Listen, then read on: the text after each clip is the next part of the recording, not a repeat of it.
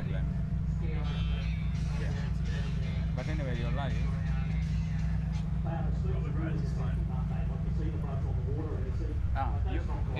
It should be, yeah. Yeah, the first one. But you have to tie a rubber band, yeah, input. You have to tie a rubber band around it if you want it to capture.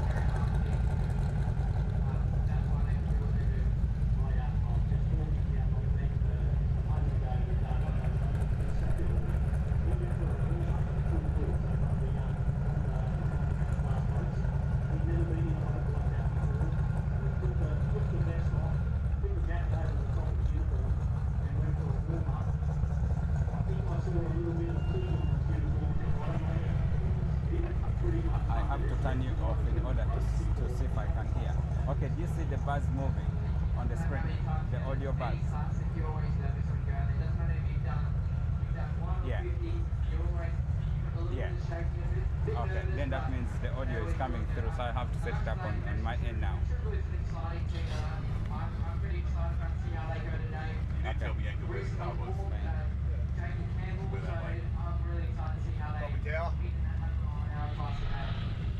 Okay, Bruce, we're just about to hit to the 10, so you're in to get the last boat in the water. We're at the bottom of the ramp now, so while we get the water sooner or later in the water, we will be going to 10.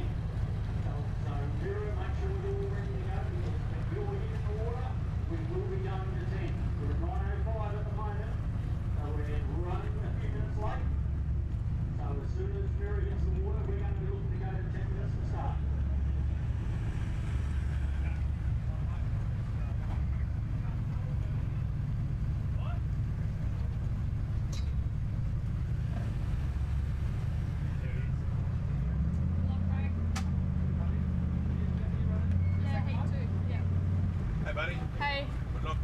Quite ready, but how long before you got a race? I'm in the second heat, so alright. Yeah. Want to give us say 10 minutes, or take us 15, 20 minutes, and yeah, I'll come back over. What was your name? Cooper, and Cooper. this is Ash, and he'll come talk with You me. gotta come and talk as well. Apparently so. Cool. Okay. Yeah, you can leave it there. It's okay. Yeah. Okay, no worries. Okay, bye. Well, Charles, just go to a walk then.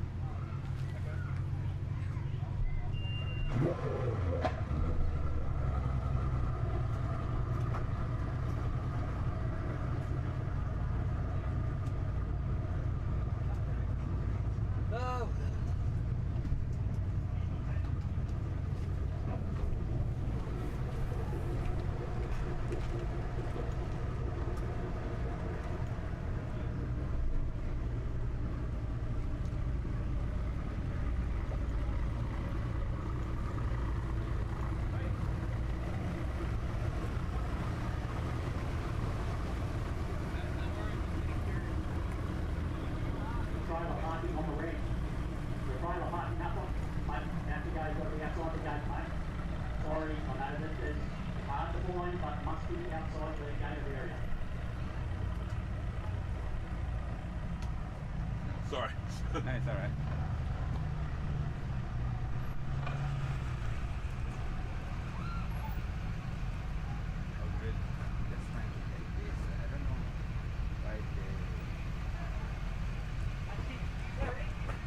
Terry, I took the bung out yesterday.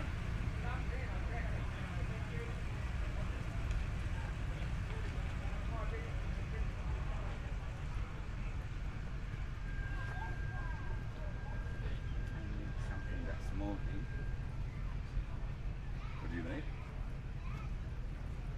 Okay, can you sit there? Yep. And I just see, well, if you're moving your arms, how how they are moving.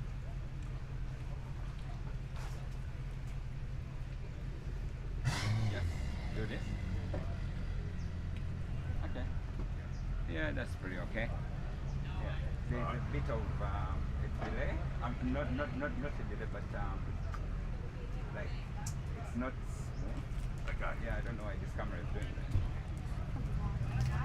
Did you go for a walk, did you?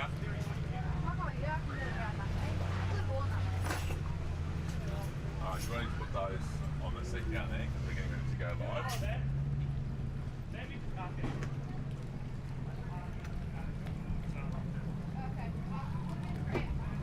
Okay, crews, mirror images in the water.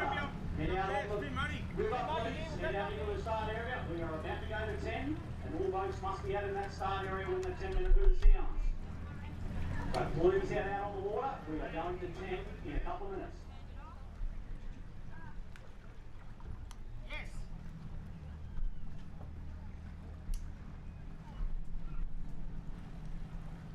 So, did you want to start? Yeah, can I be a real pain?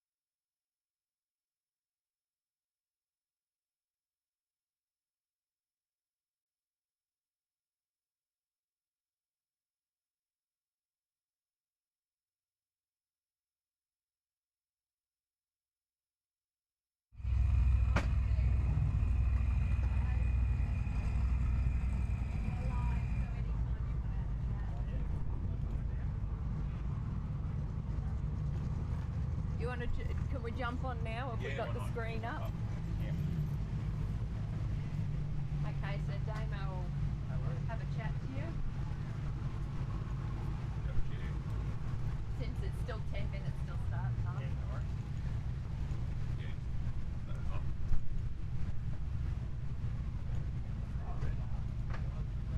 Drop it down, that's short.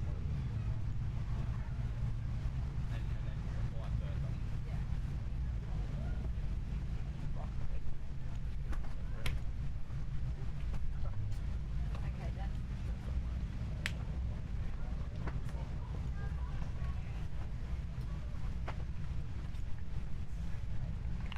that's as far as it'll go. That's cool.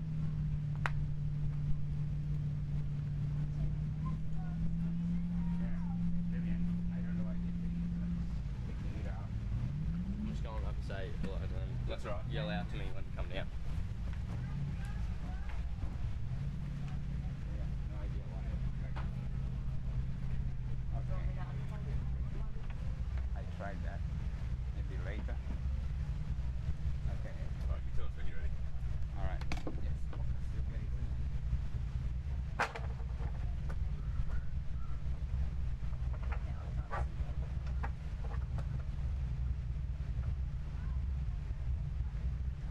Okay. So yeah, these guys are in, so don't check that.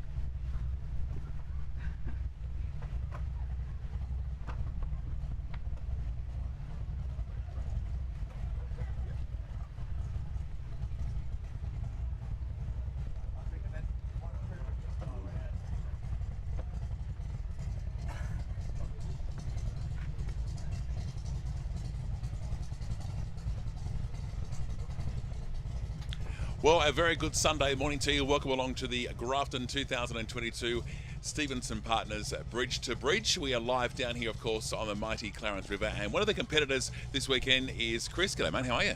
Yeah, good, mate. Yourself? Oh, look, not too bad. The sun is out, but a little bit different conditions to what it was this time yesterday morning. Yeah, mate. We were getting sunburn already this time yesterday. You know, she was a hot one and a little bit breezy around today, so should actually help the skiers a little bit actually.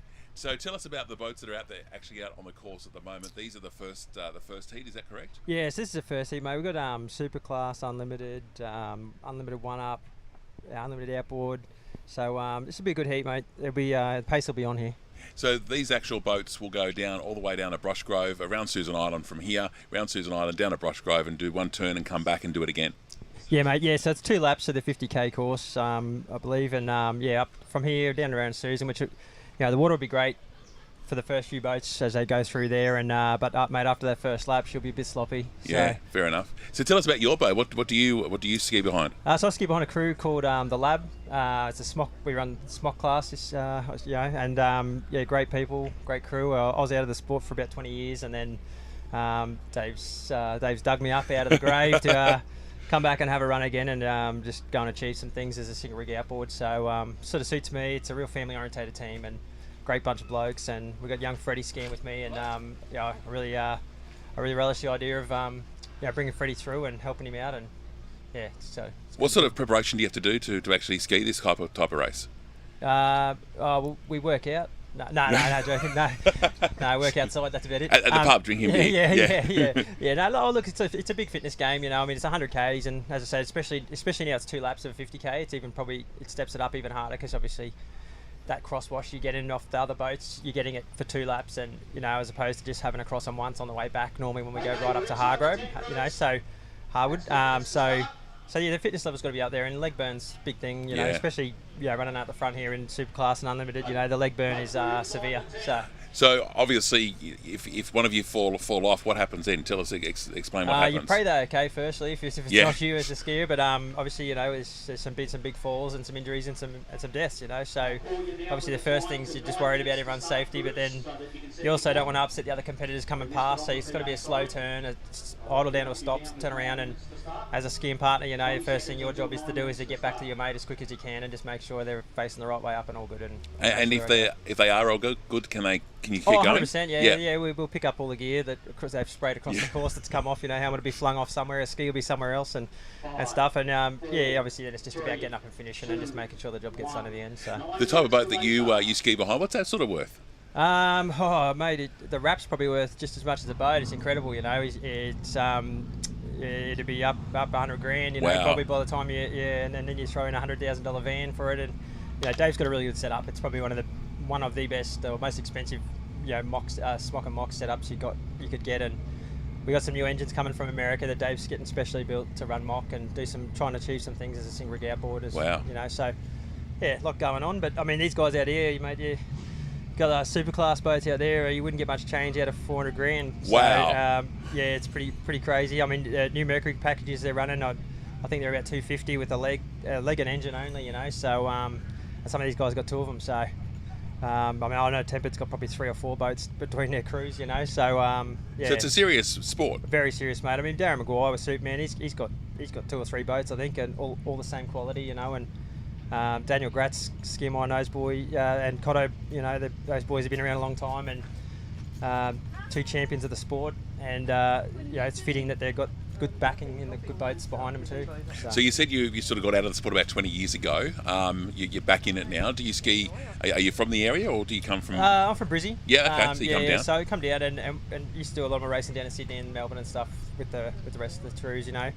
But yeah, now you know, we just doing it as a family sort of side of things, you know, and a bit more casual for me than back then. Have you done the Southern 80? Yeah, many times, mate. Yeah, we ran second there once with special edition and that. It's a great race, you know, big support. But mate, this race used to be brilliant too, and I hope we can get this Grafton Bridge back to glory days, because I've ran second here when I was 17 or something, and then there would have been 1,000 people up on the pub, you know, and we need to get this sport back to there if we can. So. Absolutely, we've got to stop the rain coming. We've got to stop COVID.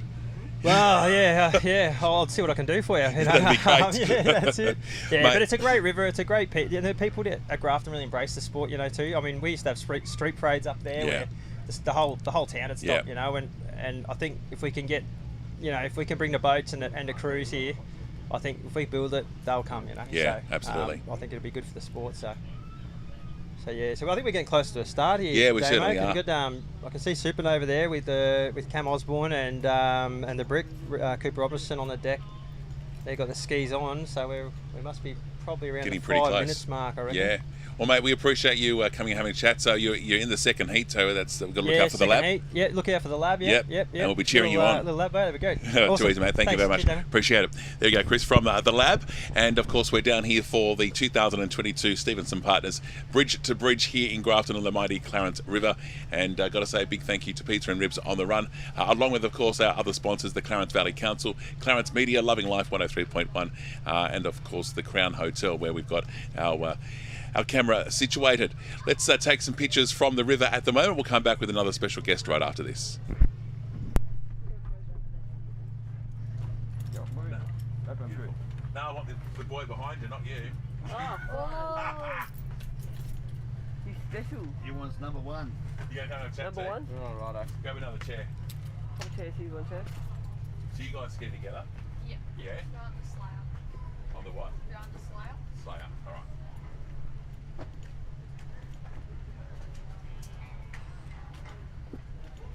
Mr. Hills, Boat. look to your right. Oh, hey, Diddy. Oh, no, so Jamie called Yeah, look to your right. Yeah. and then Shelley. I just left. Look towards the tent. Oh, okay. Left. What are you doing? I'm walking. So have you done this one before? Have you done this race before? Wow. First time? Not that I know of. Wow. Okay, so we're 5 minutes away from the start. Pretty Right awesome. there Hey, on what the are you start doing? boat. Good.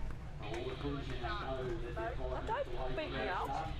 I'll beat you up, mate. Those flags now will stay up Mommy.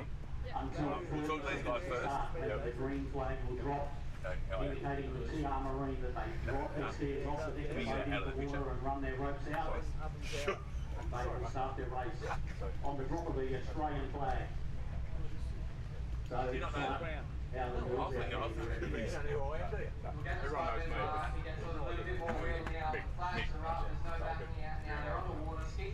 Dad. No one knows you, mate. No one knows you. I'm not a soul. Dad.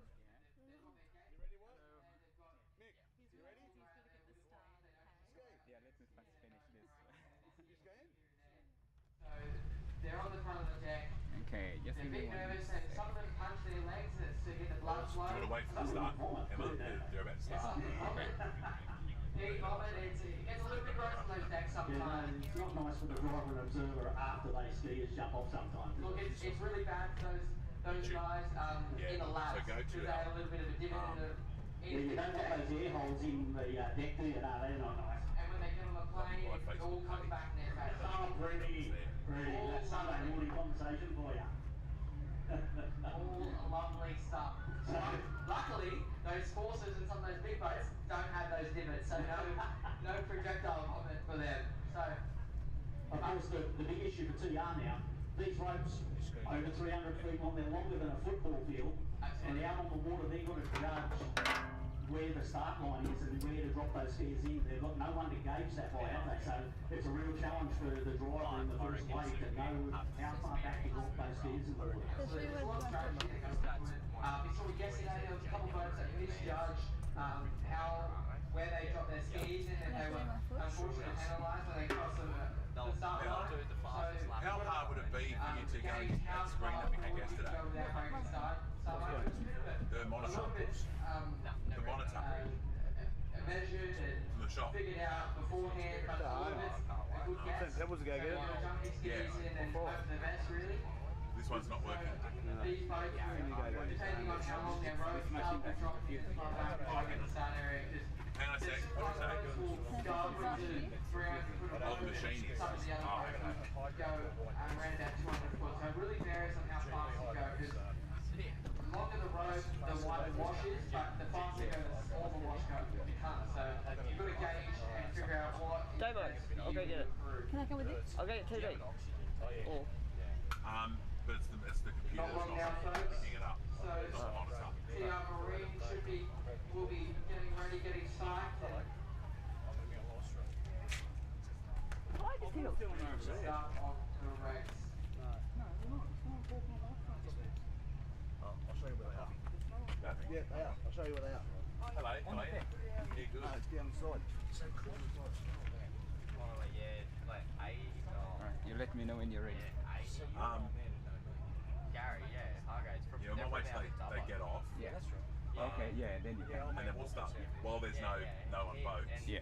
Do you want Mel to go and get another monitor? But Yeah, they used to do a lot of skating. maybe. But I don't know whether it's because the sun fell yesterday. Yeah. You know what? Down there. You don't mind, Mel? Yeah, I can do it. Alright. Can I go with Mum? You can stay here. I'll go. Just in case you need to do the camera. Yeah, alright. If you Yeah, you want one? Emma, you want one? Should we get the screen? No, just one could do. Just one, yeah. Yeah, just Yeah. one. Yeah. Yeah, alright. About. You don't need to stand. One that has HDMI. I'm pretty sure it does. Yeah. Yeah. Okay.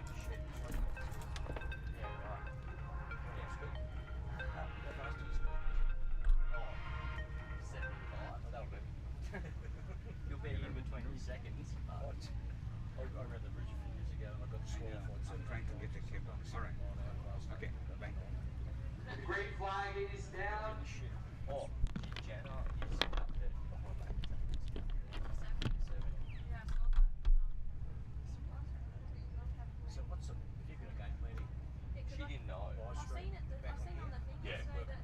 Yeah, so we're they filming went- this, they've done- and as the they went boats go, overspeed. I'll do a video. Like, what she's Yeah. had today in the race, she got to 80 miles an hour. And then I went, Well, and they then I was- saw this morning, I was saying, oh, that's why she.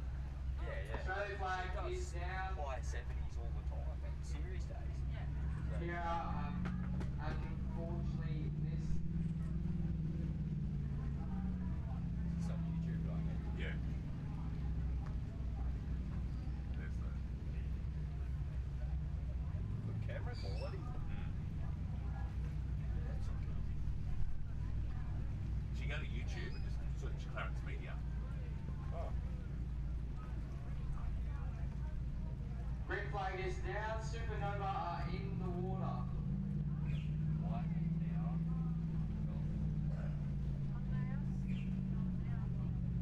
So when you guys want to speed on a decent boat, just give me a call, eh? Alright. Okay.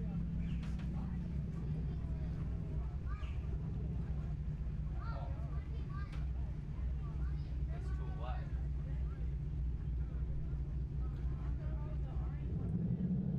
Well, unexpectedly, TR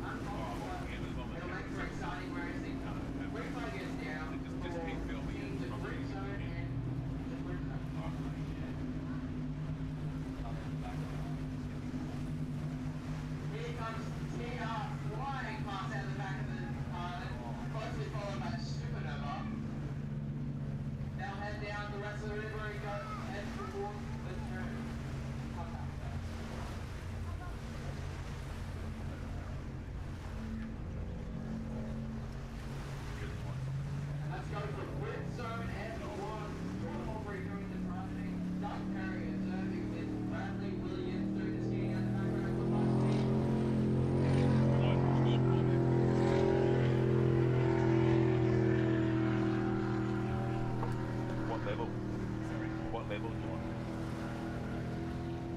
These ones.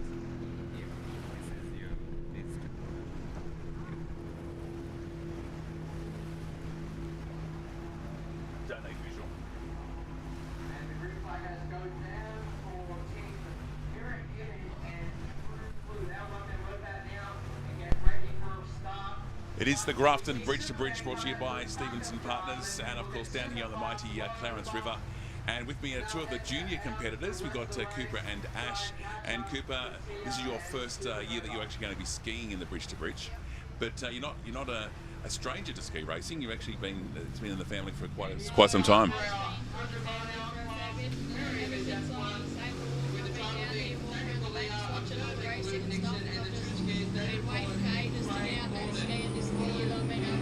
Fantastic. So tell us about some of the boats that have been going away. We saw the first two boats get away, and you guys were saying to me that it was a bit of a delay start. There was a bit of a delay. The super class was meant to be one away at a time, but TR and Silver ended up taking off together, which was a bit of a surprise. But yeah. So why would that be a surprise? Is it better to go one? Super class is meant to go one by one. I reckon that'll be now delay TR's time a bit, so they're gonna have to work hard to get back that time on the clock. And we can see that they're going pretty fast. They've gone around Susan Island. We've already seen the first two boats come screaming past. The boys will be trying to hold at least that 110, 100 mile an hour the whole way, those big super class boys. And of course we've got the two boats taking off right now. These two are going side by side.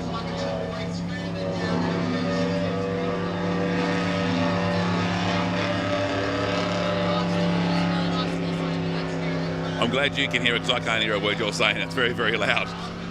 But the way they actually get up out of the water, the actual boats, is actually quite amazing, isn't it? Yeah, they get some of the boats, like their little bullets and stuff, they'll get right up on their towels, like pretty much up vertically on the south there. It'll be fun to watch. Yeah, for sure. And you've got your mate Ash, who's actually going to be skiing beside you. Ash, is this your first time skiing the Bridge to Bridge? Yeah, I've only been ski racing for probably a few months now. Is that right? Yeah, just having a crack and having fun with it. But Noise Works now, Braden Jensen and Mark Stevenson, that's actually Cooper's old man, so... I don't think you'd like you saying "oh man" much. Well, I'll tell you what, he skis pretty hard, so it's good to watch. So Mark's actually in the water? Yeah. Yep. All right. So he's obviously the one now that that he's behind the boat. Which one? The far one closer to Susan Island, or this side closest to us? All right. So it's pretty tough on the body too. Yeah. Like, for us, we'll be seeing close to an hour on the skis, so just keep your legs bending all the time, pretty much follow the boat, hold on. And what do you guys do to sort of prepare your bodies for it? Eat plenty of Maccas and Hungry Jacks? Yeah. I go to work every day, so count that as training. But no, I like to just have fun and just try something new. So enjoying it. And me and Cooper have been doing a little bit of training here and there, some racing when we can. But obviously I'm from the Goldie and he's from down here. Okay. Yeah, just put in the driving hours and. So have you guys done this course prior to today in a bit of training? Yeah, we did a few weeks back. We did a lap up to, it would have been Lawrence or somewhere like that. I think, around the island, did probably 80 days, just a bit of time on the water. But last weekend or the weekend before that, we had a series day down here from Big River Ski Club. They do lots of series days throughout the year and give everyone a chance to have a race, but not too competitively. I just noticed then that there were quite a few boats going together. Yeah, I think it's only meant to be two away, so I don't know what happened there with the three boats away at a time and stuff. So, yeah. All right, we've got a couple of boats left before they head off to the. Got to turn the microphone on, Coop. We've now got Speed Lab and Mad Ranger taken off here. And you've only got a couple of boats left, and obviously then they'll come back through this part. You'd be expecting the Superclass boys to be getting pretty close to Brush Grove already. It usually takes them about 10 minutes to get there, and yeah, they shouldn't be too far from getting there. which is pretty exciting. I mean, the speed these guys are going to is quite extraordinary. Yeah. Oh, we got Speed Lab missed the start there. So when they miss the start, do they have to, obviously being a skiing novice and a ski boat novice that I am, I haven't sort of been to a bridge to bridge before, but they have to go to the back of the line and start again? No, so what happens is they just get to go off the side, so they miss the start, boat runs back up the ropes, round the skiers, and then they can just go whenever they're ready to go. All right, that's fair enough. Yeah. And obviously having two skis in the water can be, a bit confusing. Yeah, it is pretty tough to be sitting there watching two skis. It is a bit easier to be watching one, but two skis puts the whole team to the challenge. Yeah. So tell us about who's in your boat the Slayer. We got Jamie Collins driving and Shelley Marsh observing, and Shelley's been on the ski a bit when she was a bit younger. She went to Worlds and competed for Australia and stuff, but yeah, good crew looking after us in the boat. So when you have obviously the drivers, got to look forward, you've got the observer that looks back. What's the job of the observer? The observer is pretty much to keep an eye on the skiers and to get the signals from the skiers to the driver, and if the skiers are looking unsteady, then the observer will be like sort of tell the driver to back off and stuff, and they've got all the intercom through the helmets and stuff. So yeah. Which pretty exciting to have, obviously the headsets in between the driver it is pretty cool. And the actual observer. Do you guys have headsets to talk to each other? No, the skiers don't have any communication. We just yell at each other. Yeah, you're pretty much out there yelling. Yeah, no, that's fair enough too. Well, guys, best of luck. We're going to see the last I think 4 boats are about to get away. Yep. Got Transporter and the 2 Speed Labs taking off now. Yeah. And Speed Labs F2s missed their start again. And I think I heard the announcer in the background say these are the ladies that are going. Yep, so that's Speed Lab and Transporter got Open Women's. Transporter's got Susie Cartwright and Danny Hood skiing behind them. That's Michael Dupas skiing behind. Speed Lab. So say that again, Forrest Cooper? I was just saying that's Michael Dumas skiing behind Speed Lab. I'm not too sure who he's skiing with. Cooper might be able to pull it up on the phone, but yeah, it is a new boat for Darren Hitchcock. His other one who just started before, so it's quite a smaller hull, but once it gets on the water, it is fast. And how fast, Cooper, can your boat, the Slayer, go? The Slayer will, we think Slayer will get up to 90 mile an hour probably, and that's about it, yeah. That's still pretty fast. Yeah. Yeah, still moving. Yeah, got absolutely. Titan taking off now with Jack Heather and Tate Lobb skiing. And we're talking to Chris earlier that's also in the second heat, and I was talking to him about how the boat can actually get up out of the water so high as they're pulling the skiers along. Yeah. I think Speed Lab have decided to pull the pin. It looks like they're pulling the ropes in there now. That's a little bit unfortunate for them. Yeah. A lot of time and effort. Yeah, and it is pretty unfortunate when you go out there and can't get off the mark and stuff. It's pretty devastating to be sitting out there till you can come back in. Yeah, yesterday in the championships, I tried using a new set of handles that someone else gave me to have a go at, and just bit different. So I couldn't come out the water and took my ski off and walked back to the bank pretty much. But yeah, no, it definitely happens. So you just can't beat yourself up about it. Like, yeah, it is unfortunate and a lot of money does go into doing it, but at the end of the day, you still got to have fun. So no point whinging about it. Just come back next year better than ever. Yeah, indeed. And Cooper, you've actually got this the 380 app on your phone. Yeah, I got the Life 360. We got TR they've been to Brushgrove and they're about to come back through Almara. Wow. And Supernova is closely followed behind. Oh, they stopped. Whose? Or are they going the other way? No, they're going the other way. And this is something that obviously the 360 app is a fairly new app, so obviously it's the first time that the club's actually used it. So we've been using Race Safe, but the ski clubs decided to not use them anymore. We're actually building a new website, and just it's not ready at the moment, so we're just getting we're just using Life 360 at the moment. Which is a good app to have, so at least it that way is, people can actually see where the boats are. And obviously, if they were going all the way down to Harwood, it's like yeah, the spectators can't really view it, which is unfortunate. But yeah, it's, like for me, competitor point of view, it's pretty good to watch and sit here and watch it. Yeah, for sure. Well, of course, the boats are not going to be too far away from coming back from their first lap. Yep. I'll let you guys go and get yourselves organised because obviously Heat 2 won't be too far away. Thank you so much for the insight, guys, and hopefully we can get you back before the end of the day. All good. Thank you. Worries. That's Cooper and Ash from the... Do not come across the course! Speed lads, stay where you are! Do not come across the course! Okay. Obviously... they're trying to come back across. Yeah, they're trying to get back, but it is pretty embarrassing sitting out there with everyone looking at you once you've missed your start and not being able to get away. Yeah, it's obviously a safety concern. It is. Like, soon you'll be seeing TR come back through, and if they're coming, there will be a bit of carnage if they try to cut back across the course and TR's coming back through at like 100 mile an hour. Yeah. Yeah, I can certainly understand that. And look, I was talking to the Maritime Services people upstairs in the race control area, and the lady I was talking to was explaining actually how many Maritime Services staff are actually on boats. Yeah, there is a few out there today, but yeah, there is also a lot of course boats out there along the course and stuff. Got transporter coming out the back of the island now. He's excited, this young fellow. He's excited. Pumped up. They're out there as well. Absolutely.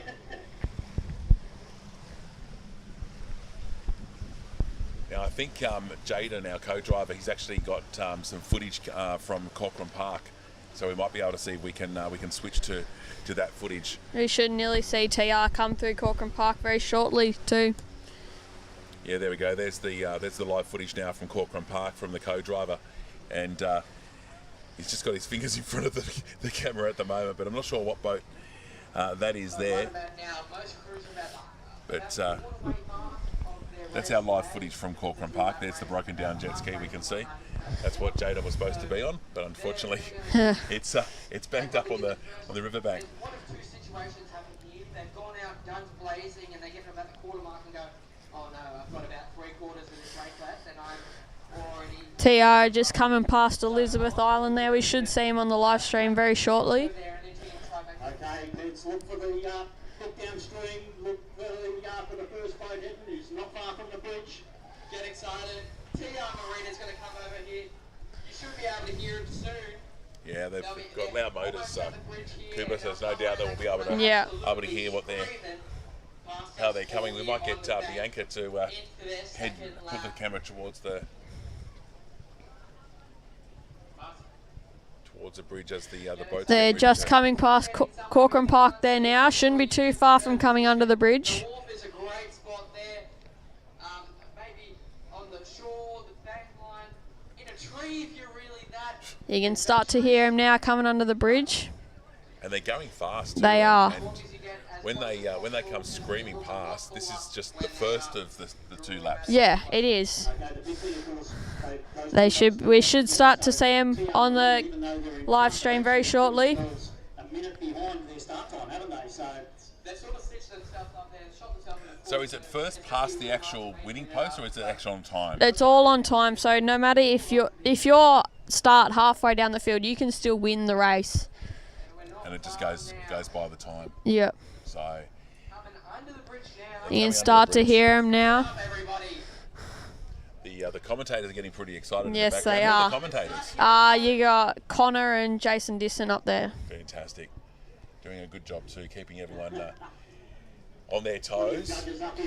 Got everyone on the bank standing up, waiting for TR to come across the line. The first boat of the Stevenson Partners, Grafton bridge to bridge. 1350 twin turbo, masterpiece of a boat. we'll be looking to see how much of that minute they gave away at the start. How much they have they Here they come now, you can hear them. Here they come. We've got a boat coming. Ethan Trigger doing the driving, Nathan Miller observing, and Jake Ellery and Jack Stevens skiing. TR coming across for the first time.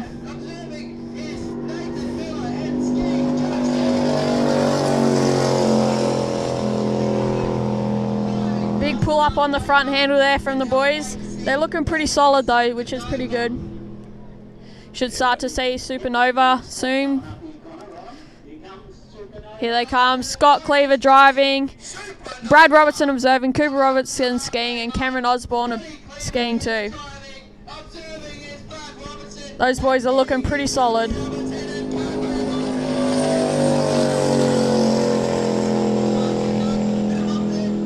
Big thumbs up from the skiers. That's a good sign from the boys. Yeah, they are going fast. Yes, they do.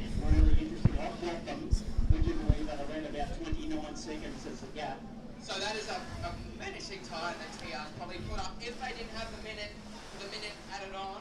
But look, I would love Next boat, we're looking, coming Superman. coming up to the halfway mark. Superman driven by Darren Maguire doing the driving, observing Stephen Robertson, and both the Daniels doing the skiing duties.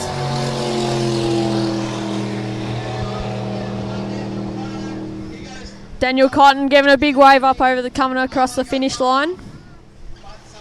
Those boys are actually race favourites to win. They're looking pretty solid. That's Superman. Yeah, Superman. Yeah. Race favourites, I reckon. And they've been here before? They have. They've actually set the record. They actually hold the record, I'm pretty sure, and they've won it the most times in a row. I think they won it 4 times in a row one year. Yeah, there's lots of merchandise with their boat on it. Ah, okay. And obviously there's a bit of a gap between this heat and the actual second heat. Yeah, there's like 20-minute gap because they've got a whole briefing and stuff too. But yeah. So I mean, it's a fairly chocker day. I mean, obviously it's probably not going to go as Yep. long as yesterday. I think we got Tempered coming.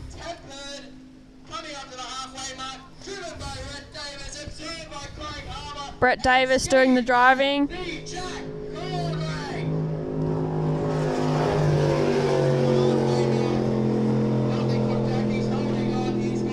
Jack's holding on pretty tight. They're actually speed restricted compared to the other superclass boats. So yeah, he's doing the one-up class. Okay. So he's actually only capped to 100 mile an hour. So he'll be struggling to keep up with those superclass boys. But if he wasn't capped, he would be caught up to him pretty much. Wow, that's unbelievable. TR coming out the back of the island. The boys are still looking pretty solid. It's interesting that the boats we've just seen come past are already back around Susan Island. Yeah. So they'll be going back under the Grafton Bridge. Yes.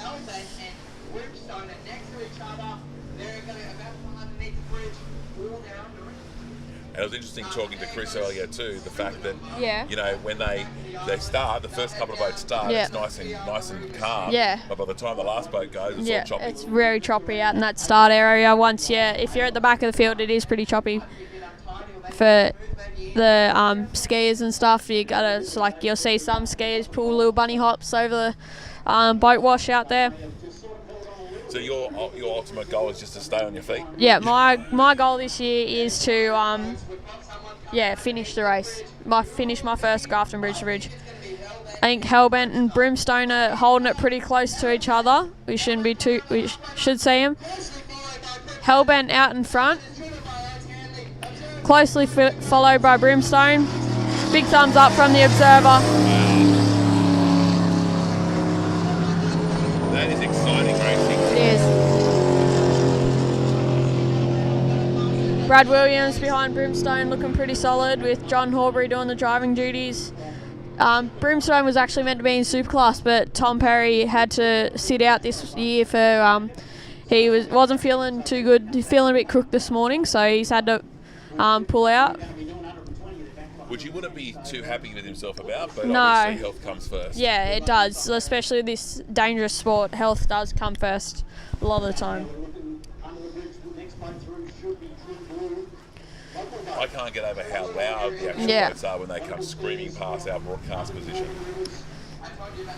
True Blues should be the next boat to come through with Pete Randall doing the driving, Paul Lynch observing, and Jake Gray and Campbell Taylor skiing. These boys are out there looking for a solid run too. So when will we know an actual winner after the first heat? After the once, yeah, you will sort of find out the winner as they sort of come back past the bank here. Yeah, they sort of could do the times up in the judges' tower, and you find a winner once sort of the first 5 boats come past. Yeah. You sort of, fantastic. yeah. So the local boats this year, tell us what we've got a chance to actually hear ourselves talk. The local boats that we've got to look out for. Local boats are True Blue, Noiseworks, the Slayer. Titan is a bit of a local boat that comes and races out of Big River Ski Club Series days. We got Pepper Bullet running in Smock. Judge F2 ran the championships yesterday. That's all I can really think of at the moment. So they're the boats that we want to cheer on. Yeah, we want to cheer on. When we come down here, of course, the Stevenson Partners, Grafton Bridge to Bridge, down here, of course, on the mighty Clarence River. And you can certainly come down. I mean, it isn't over yet. Yeah, I mean, and down here at the Crown Hotel, I reckon, is going to be the best spot to watch it from. Yeah, indeed. And if you can't get down here, maybe if you're up in Brizzy or got the Gold Coast or down in the Chukamoma, Southern 80 country, you can, of course, keep watching it on YouTube. I reckon lots of the Southern 80 competitors that can't get up here this year will be watching the live stream here. Do you guys head down there to the Southern 80? Yep, so earlier in the year, most of our local boats went down. We should have True Blue coming across the halfway line. Here they come. Pete Randall driving, Paul Lynch observing, and Jake Gray and Campbell Taylor are doing the skiing duties. They're sitting pretty low there, looking pretty solid. Jake with his big curly locks flapping out the back of the helmet. So tell us the reason why you don't have the actual rope or the handle in front of you.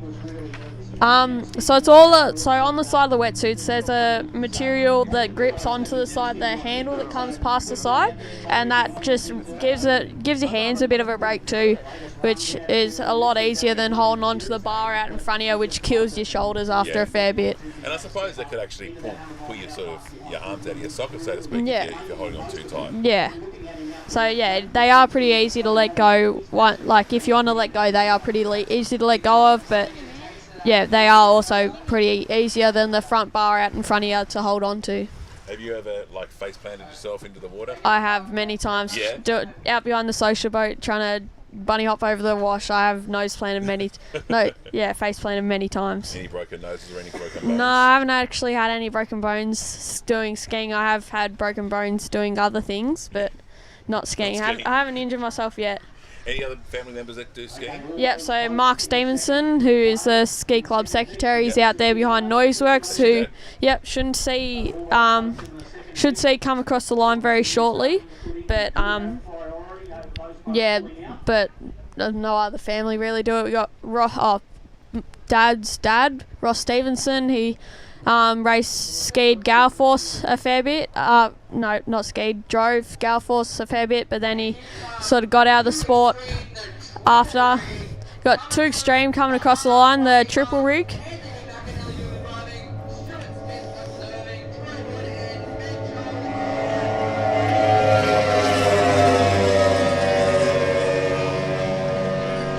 Listening to that boat's just awesome. Yeah, actually it's loud, but it's got a different kind of loud. Yeah. We should have Noiseworks coming across very shortly. The twin turbo. Here they come, Noiseworks. Peter Gissinger driving, Peter Thompson observing, and Braden Jamison and Mark Stevenson doing the skiing duties.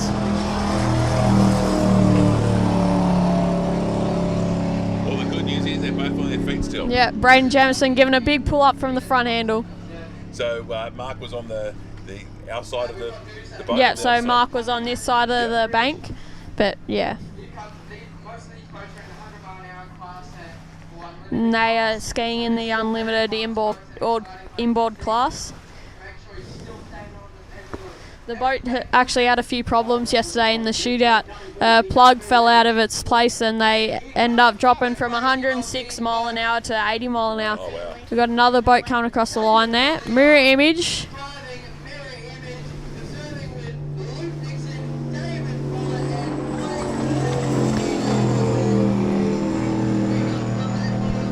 Craig Gordon looking pretty solid, taking the step down from Superclass a couple years ago to unlimited inboard. I did actually notice a bit of a hand signal there from one of the actual Yeah, skiers. there was a bit of a hand signal. Would that be to go faster or? Oh, what did it look like? I didn't really see it. So, Yeah, it was not. It was up. Yeah, it was an up. It was an up to signal. go faster, go Yeah, faster. faster. They want to win. Yeah.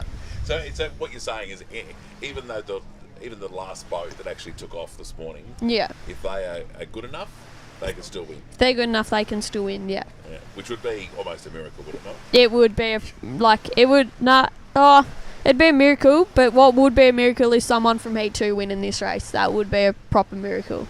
Okay, so what you're saying is Heat 2.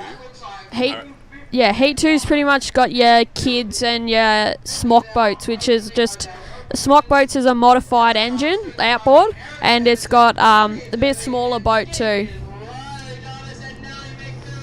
There's your first open women's boat with Riley Jarvis and Nellie McMillan skiing.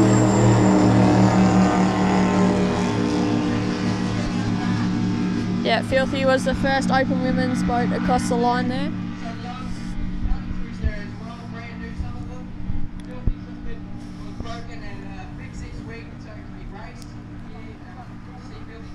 Can start to hear Two Extreme come out from the back of the island. Hear that triple rig screaming from out the back of the island.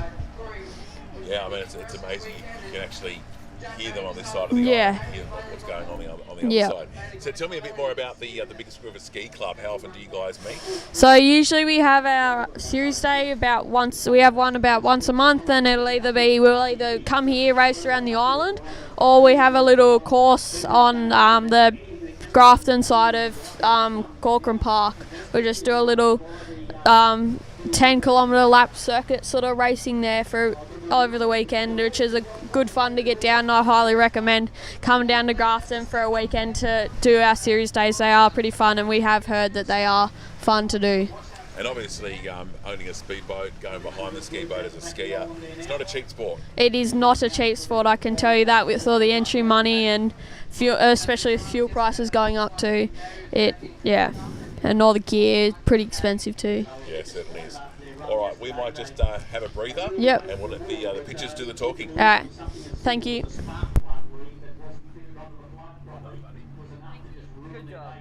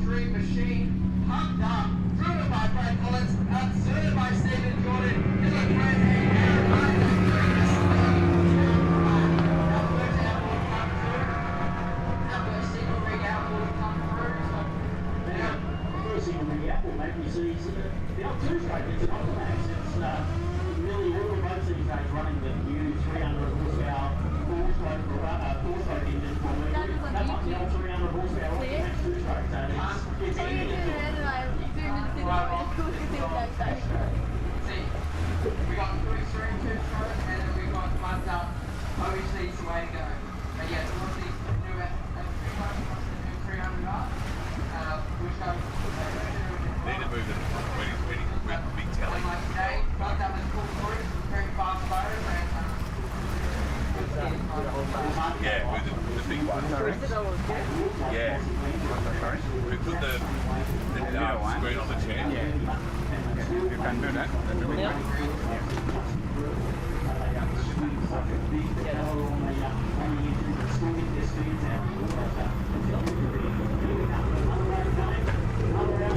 Here we go. Another outboard is coming through. I'm going to say a mirror image there is coming through with Darren Oswald driving very big and serving and skiing the big number Harrison Galea with James Ford.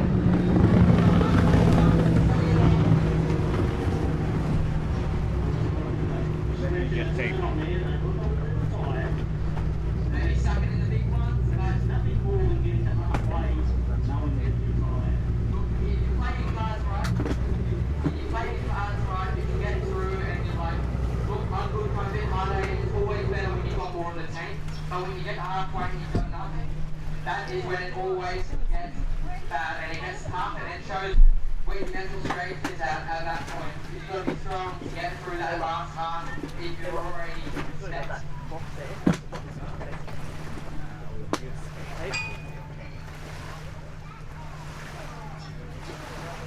We've got Corey Label walking up the crown.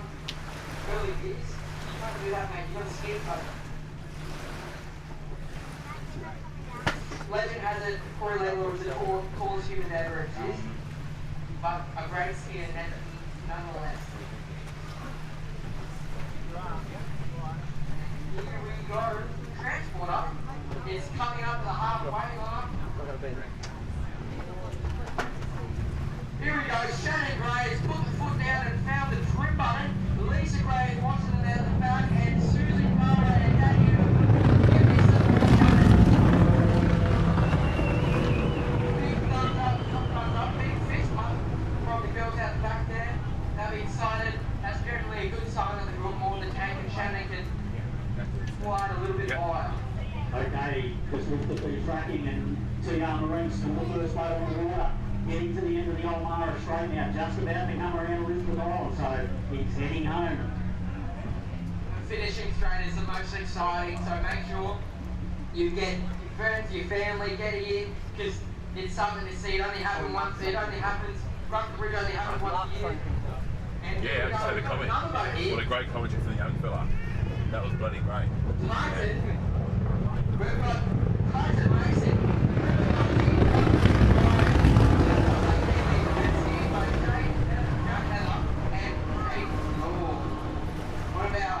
Mexicans that like to travel, hey boy, good to see you come up here. Grafton's a long way from all the way down there in Victoria.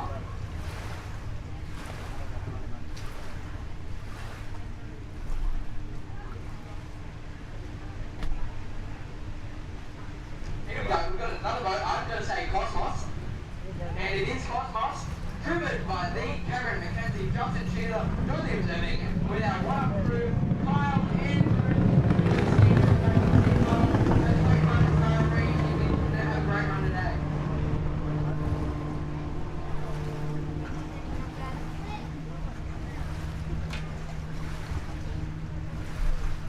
Emma, is this what's going to air? Get excited, folks. That's pretty much most of our boats come through, and it's all the finish line.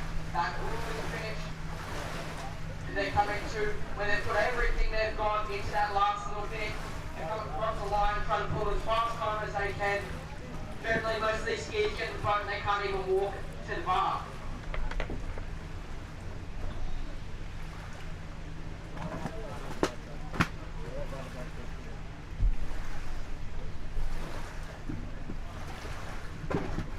Here we've got Speed Lab.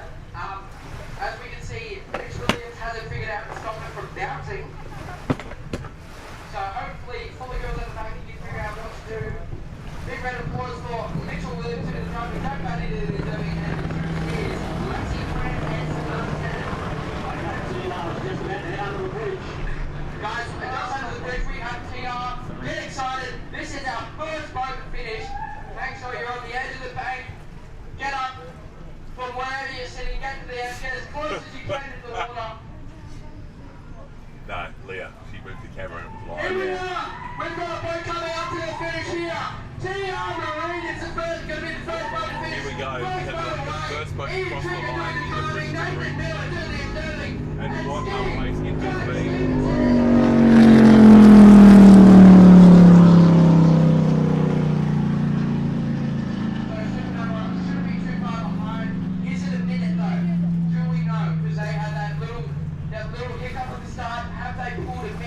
They were the boat that had a bit of a minute delay at the start of the race. From young Cooper Wait. You're off. Okay. So after got every words spin, and Superman is right up Supernova, you can down. right behind them, so we could have a real race on our hands here. We've got a boat coming here, second to finish this Grafton Bridge to Bridge. Supernova is coming onto the finish line. Here comes Supernova on your screens right now. And what a great race it has been for Supernova. Boat number 2, Supernova. And Superman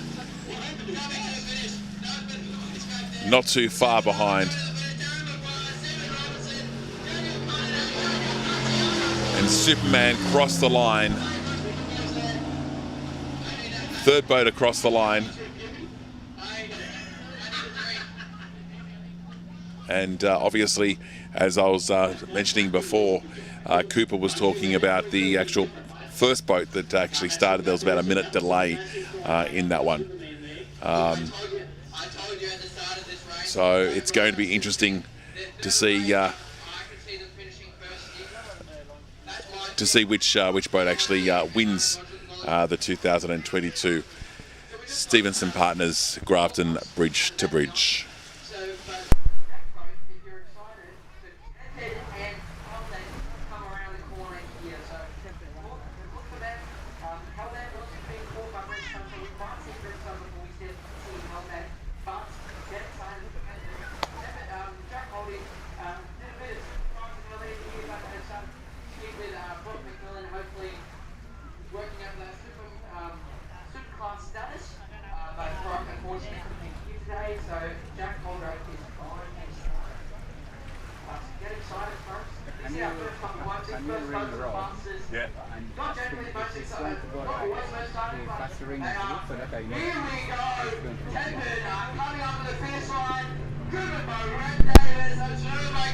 And he comes Tempered across the line, and a great ski race by Temper with just the solo skier behind.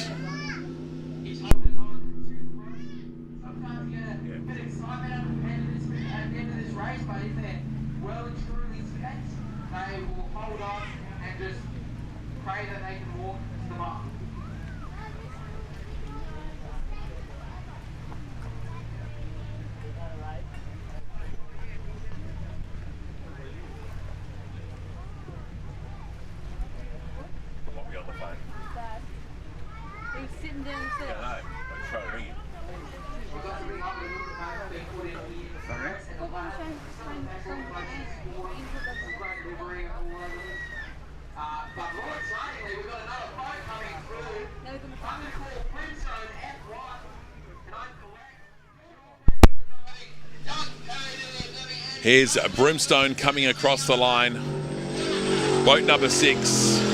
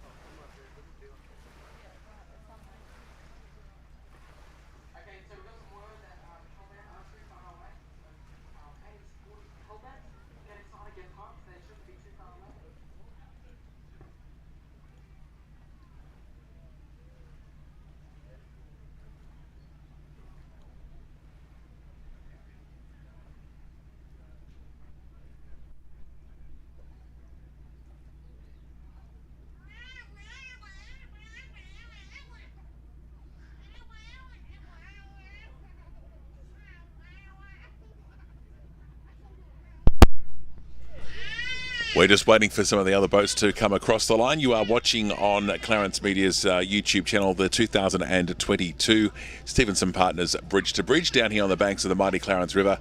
And a big thank you, of course, to our broadcast partners, Loving Life 103.1 and Clarence Media on their YouTube channel.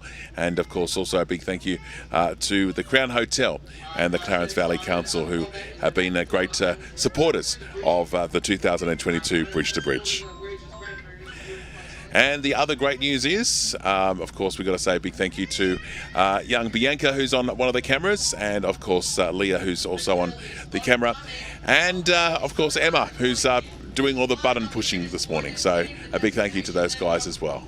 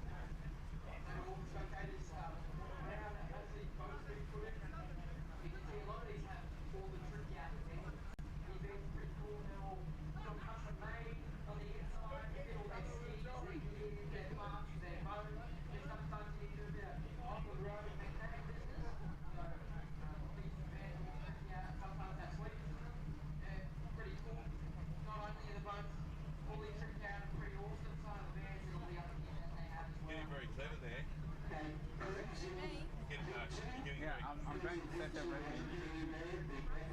But yeah, you're good. Yeah, she's very good. See, it's like different photography at school, see? It's like different photography at school. Okay, so do you want me to? He's saying I know it. You still get the same shot, but that is she's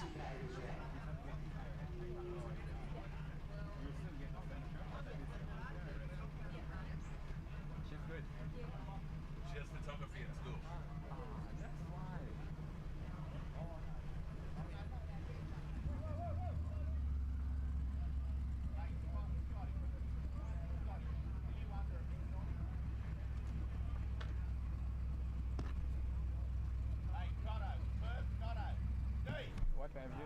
What are you looking for?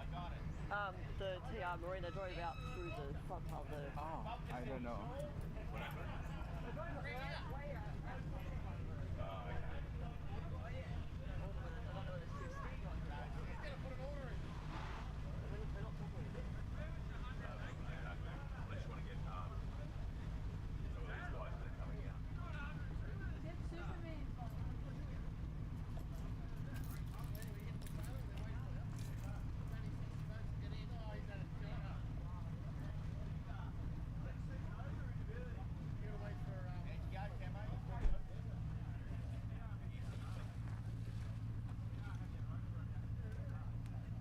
This mic is picking up everything. They're all getting told to hurry up, so don't figure out. They're all getting told to hurry up.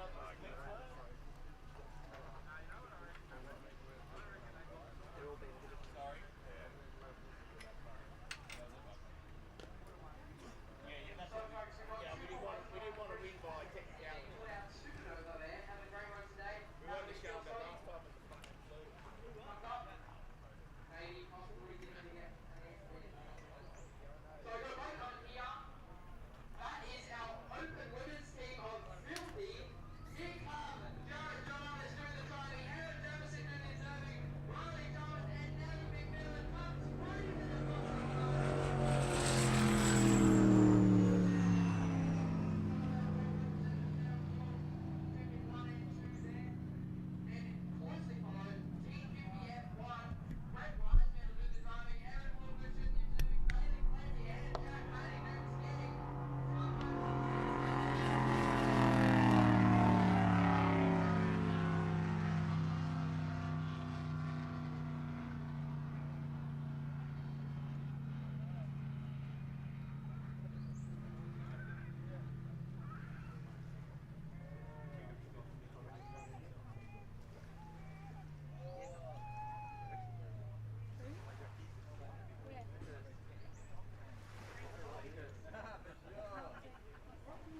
Point to me. Point to me. What? Point to me, I can't see. Right behind the pole. Oh, right. Oh, yeah.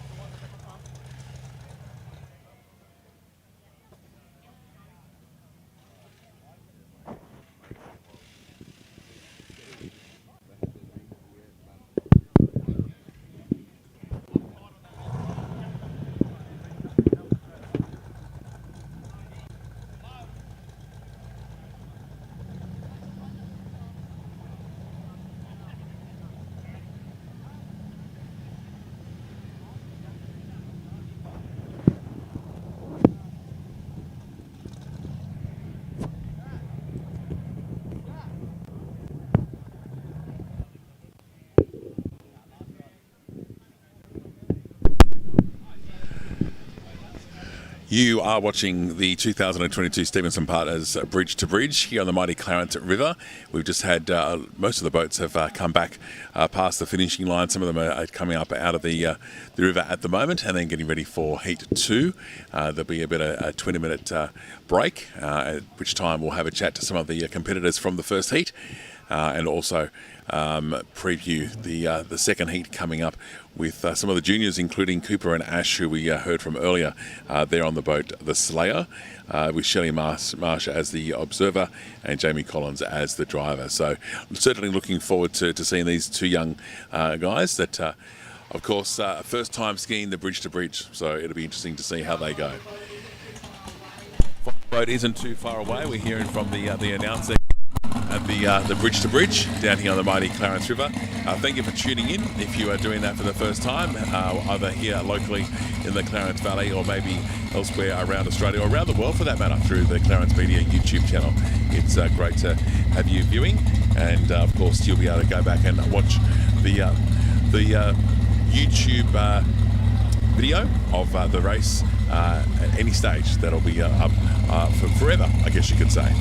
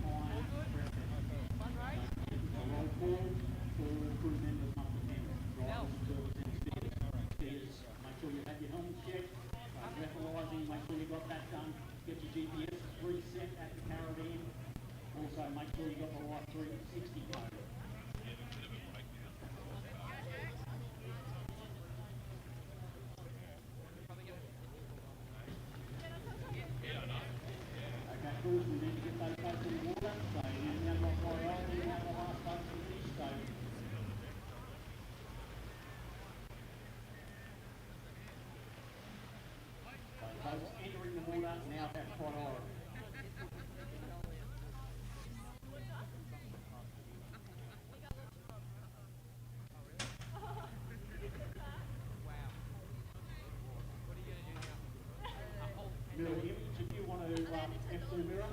If you want to just come into the Jenny, where web testing is, so just the web testing Jenny, your assistants will be coming very shortly. That will be good.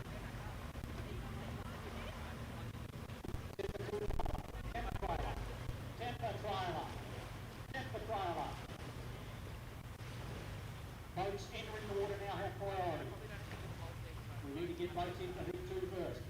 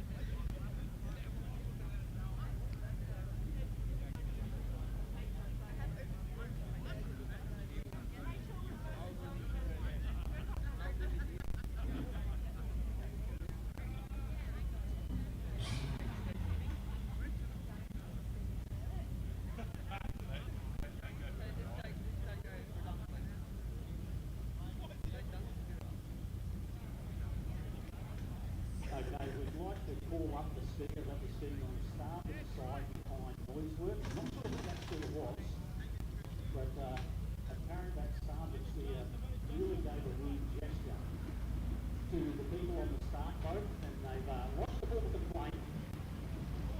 Yeah, it was a bit like that gesture. Yeah. Well done, Steve.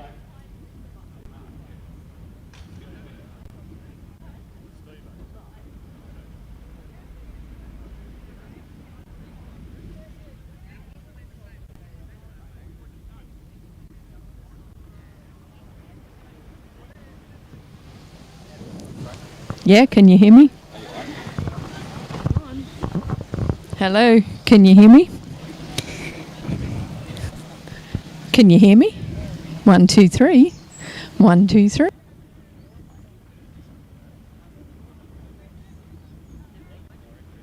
Don't know how they honestly hold on for that long, being towed at that speed. Oh man, my arms are aching just thinking about it. Oh dear.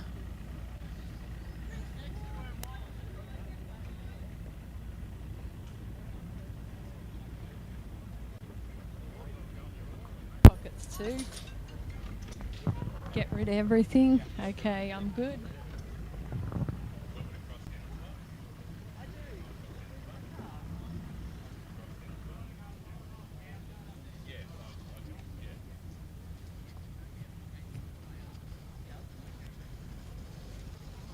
Hey, can I see if I can wade in and have a chat to you while you're still sitting there waiting?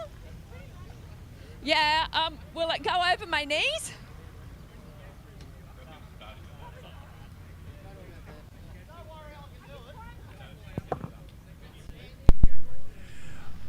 Welcome back to the Stevenson Partners 2022 Grafton Bridge to Bridge, and we have got Leah Stevenson, who's down on the water's edge, and she's going to have a bit of a chat to two of the female skiers that, of course, performed or competed, I should say, in the Bridge to Bridge, and she's trying to get out there to the boat as we speak at the moment.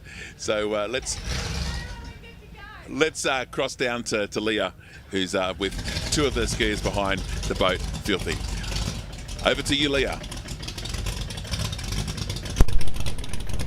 Lots of noise in the background. So I'll come in here nice and close because I'll have to put the microphone over to you. Nell's the talk. So we're good to go?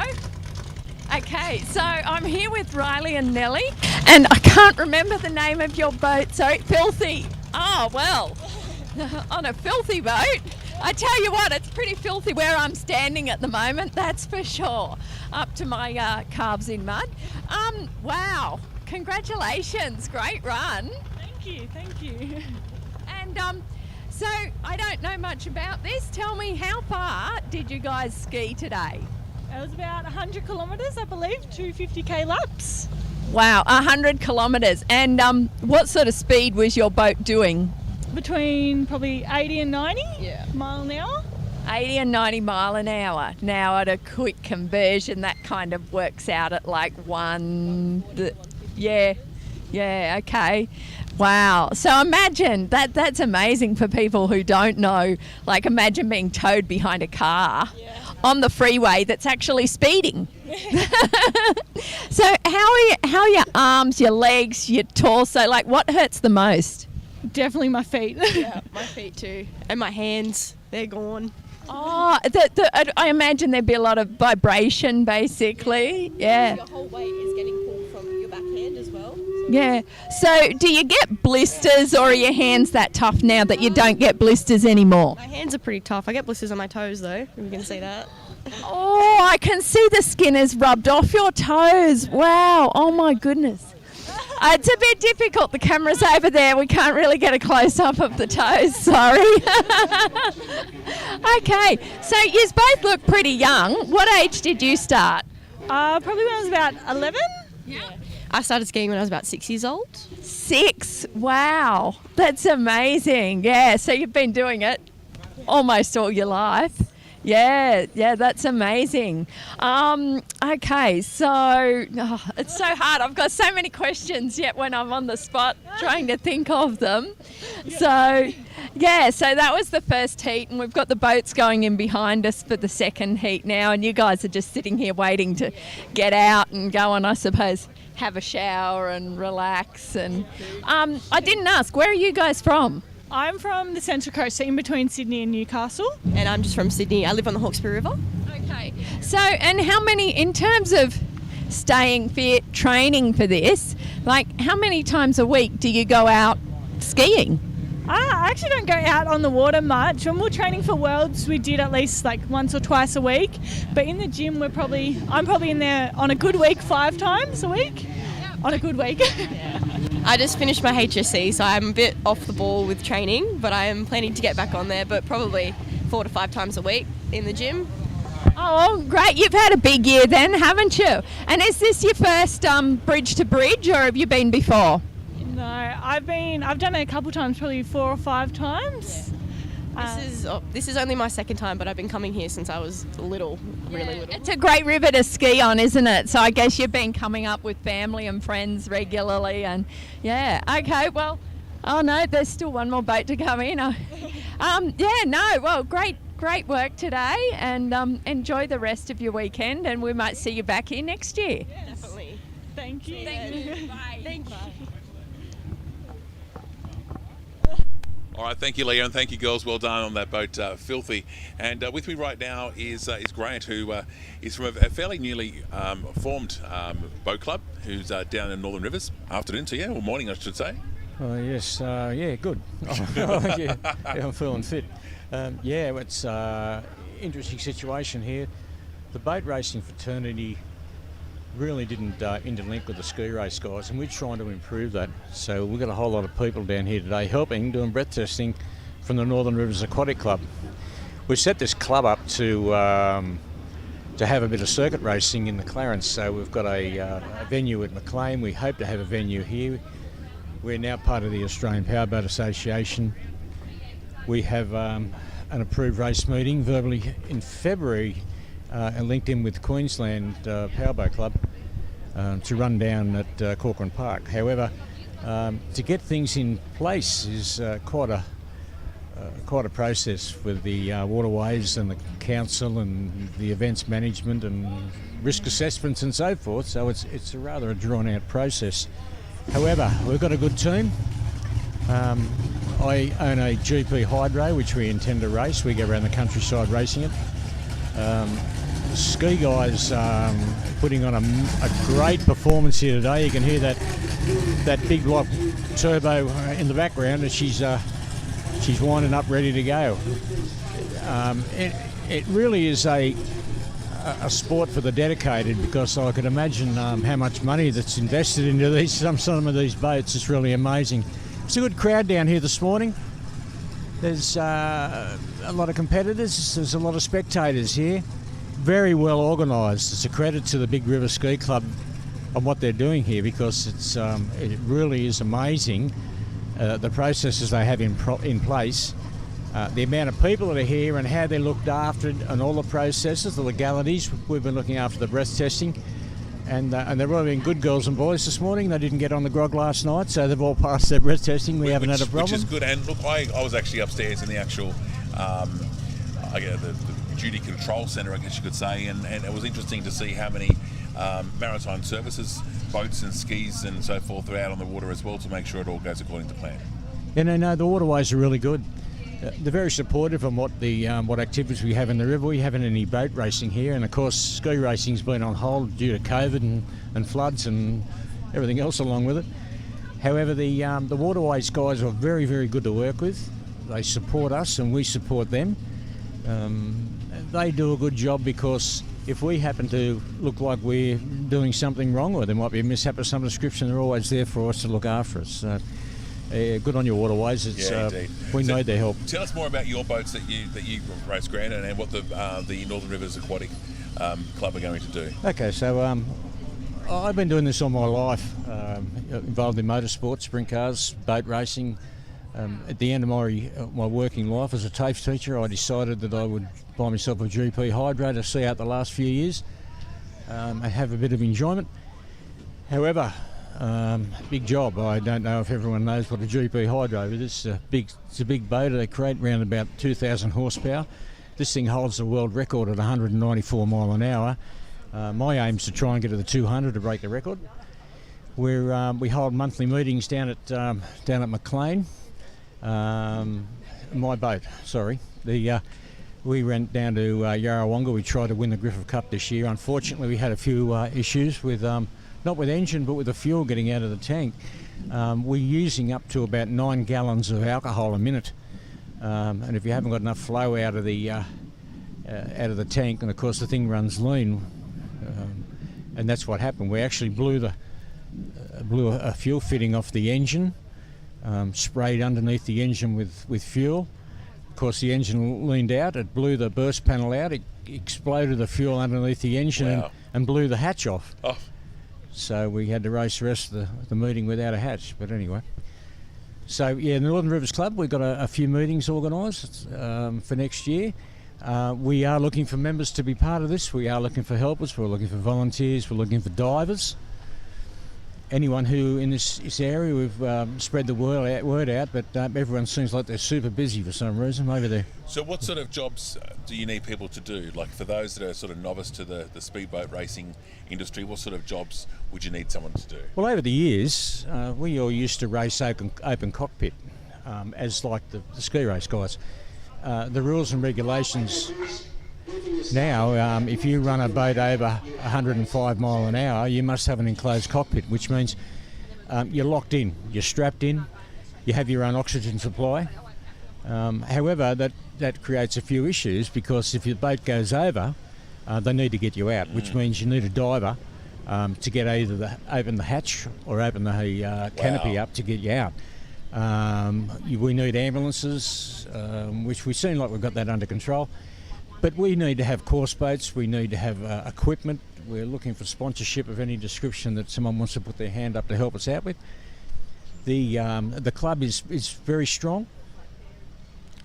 We've got a bit of sponsorship from alcohol or grog companies to give us a bit of a kick on. Unfortunately, I'm getting a little bit long in the tooth. I can't race. Besides, my wife won't let me. So I've got to have drivers. Expensive sport. Anyone who's got young kids who want to give their little boats a race, we can look after the juniors as well.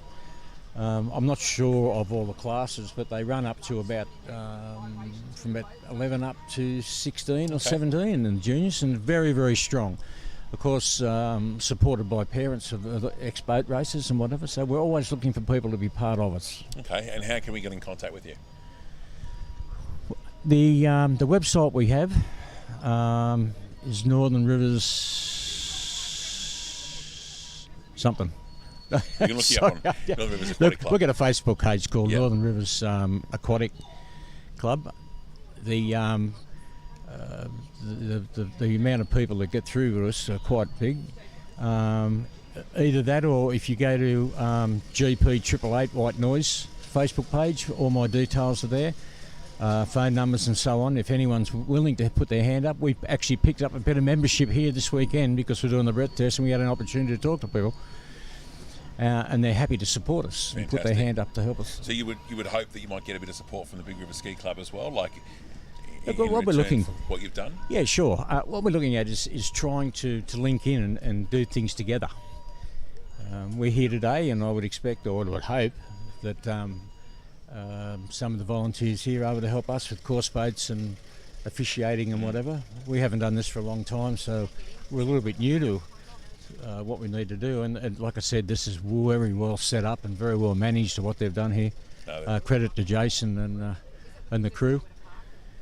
Excellent job, guys. Yeah, they certainly have. Well, thank you very much for having a chat to us this morning. Enjoy the next heat of the Bridge to Bridge. It was some exciting racing that we just saw, and now we've got the other class happening. Yep. And there's a lot of young kids in this, and it's a credit to what they can do and how fast they go. Indeed. Now, that website I was looking for, I do apologise, I can't remember. That's all right, we'll find it. Good, thank you, Grant. Good on you, mate. Cheers. There we go. We'll take some other pictures from around the river and come back with more just after this.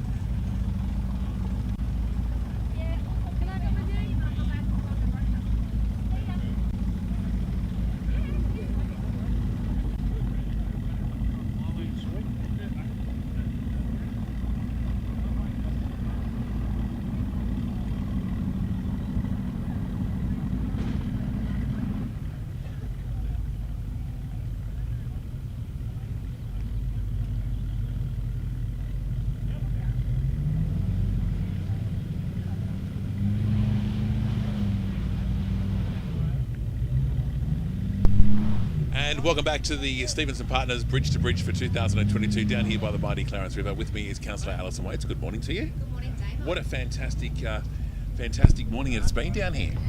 It's fantastic. Look at all the people that are here enjoying it right now today, and what a beautiful day. Now, you're actually on the south side, because that's where you live, the south side, but you're over there at the wharf with the puppy dog and enjoying the festivities of the powerboats. Yeah, it was. We could hear it from our place in Through Street, and we walked down, and there was a lot of people there, which is fantastic. There were families, some kids swimming and jumping off the wharf over there. Our dog was loving the vibrations from the boat, and just the noise. It was just amazing. It's great that the Bridge to Bridge is back for another year. It's a shame it wasn't over the October long weekend, because we would have got more boats and more people, but to just have it back after a hiatus of a couple of years. It has been tough. We've missed it. We've missed watching it, and especially bringing the kids down here. But because we had the floods, it was actually quite dangerous, and that's why it got cancelled.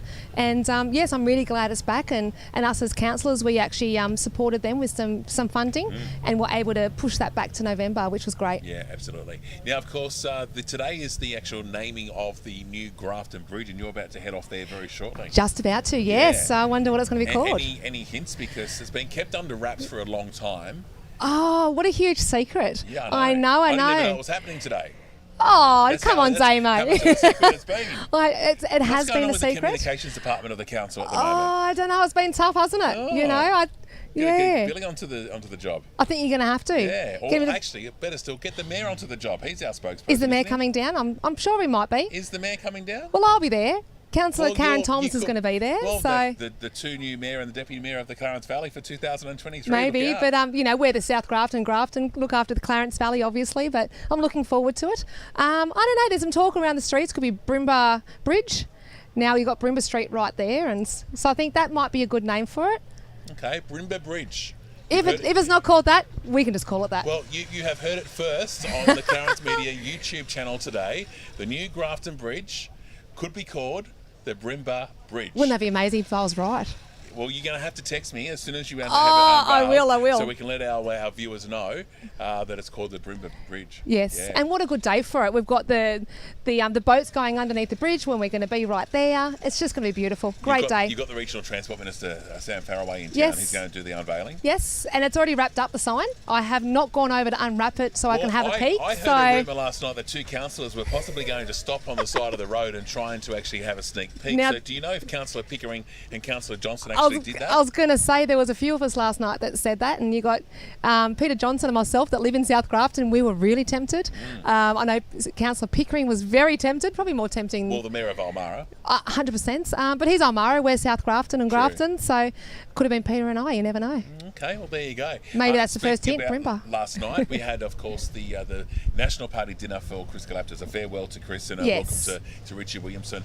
I was there with Betty from the radio station to support the night, but it's the who's who of the ministers of the New South Wales government were there last night. There was a few. Bonnie Taylor was there, and Steph Cook was there. Yeah, there was a few of them. Ben Franklin, the Arts Minister, and the Aboriginal Affairs Minister. Yes. You had Sam Faraway, and also I think you also had Mr. Fraser. We did, Andrew Fraser. So he's phenomenal. He's a legend of the National Party. He was the state member for Coffs Harbour for all my lifetime, really, because I am from Coffs, as you know. And so he's the one that's changed the National Party for the better, and he's fantastic. So it was really good to see him last night. Yeah, and of course Kevin Hogan, our federal MP, he was there as well. Along with Chris Kevin and Karen and his wife. So it was a really, really good night, and I think Richie does have big shoes to fill. 100%. I think they might be a bit smaller in size, but big to do. Right. Were you going to enjoy the opening of the new Grafton Bridge, the Brimba Bridge? Well, we're going to put it out there now, Brimba Bridge, and if it's not called that, I'll be disappointed. Well, you send us a text message as soon as you know. I will. Right, and enjoy the day. Thank you. Alison Waits, of course, councillor for the Clarence Valley Council. We'll come back with some other special guests right after this.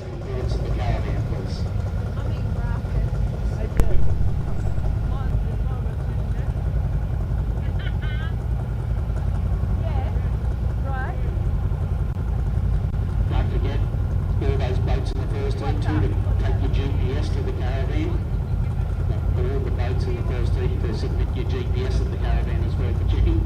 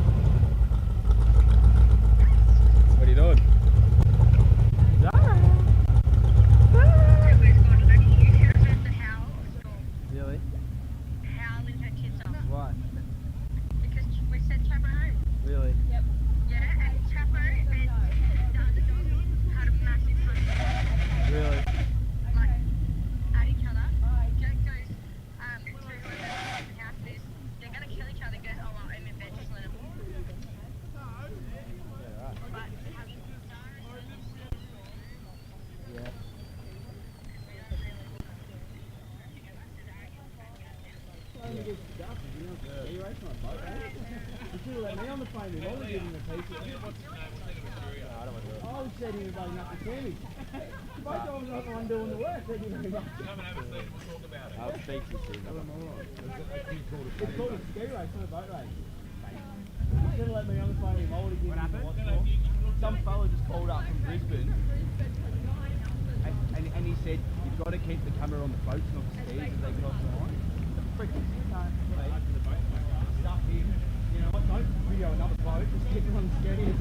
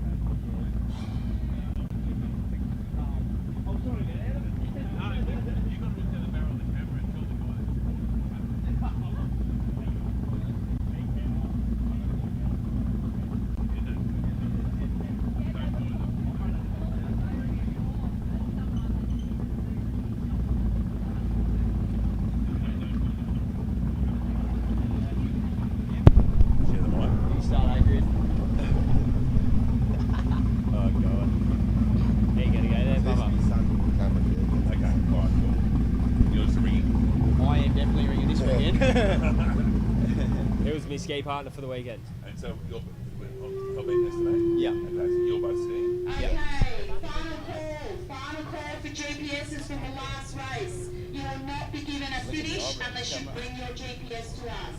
True Extreme, Brimstone F1, Cosmos. Oh, that's Now cool. bring it back down. Mirror Image F2, Pumped Up. All right, we're on. So I'm only talking to these two, you know what I mean? I'm just an old, I'm an old has-been, you know? F1, Tempered, the Transporter, TR.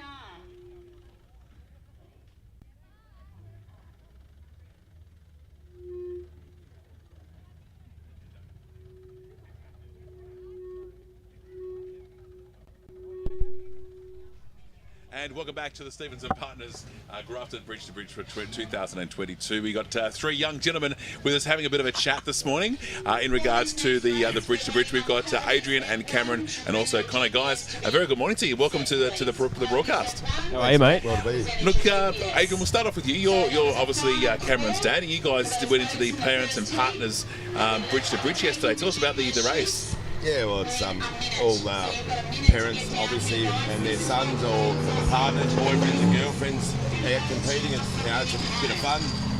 It's a bit of a buzz being able to ski with your youngest son, you know what I mean? I've had a ball, and that's what it's all about. It's family. And Cameron, tell us about the race yesterday. Was it how good was it skiing with Dad? Oh, me and my old man, he's brought me into the sport. About probably 6 years ago, we had done another one, me and him together, and he had me covered.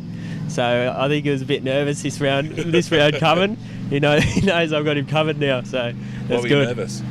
Oh, because I definitely know he's got me covered. Yeah. So, you guys local? Where do you come from? No, we're from Melbourne. Melbourne, okay. Yeah, Nicholm. Big trip up the highway? Yeah, it's 18 hours. So Wow. we flew in, but I didn't have to drive here. Well, that's so a I'm good lucky. way to do it. Yeah. Yeah. And do you guys do the Southern 80? Yeah, no, we do. We're doing pretty much every race on the calendar. Fantastic. So, yeah. It's not a cheap sport, is it, Adrian?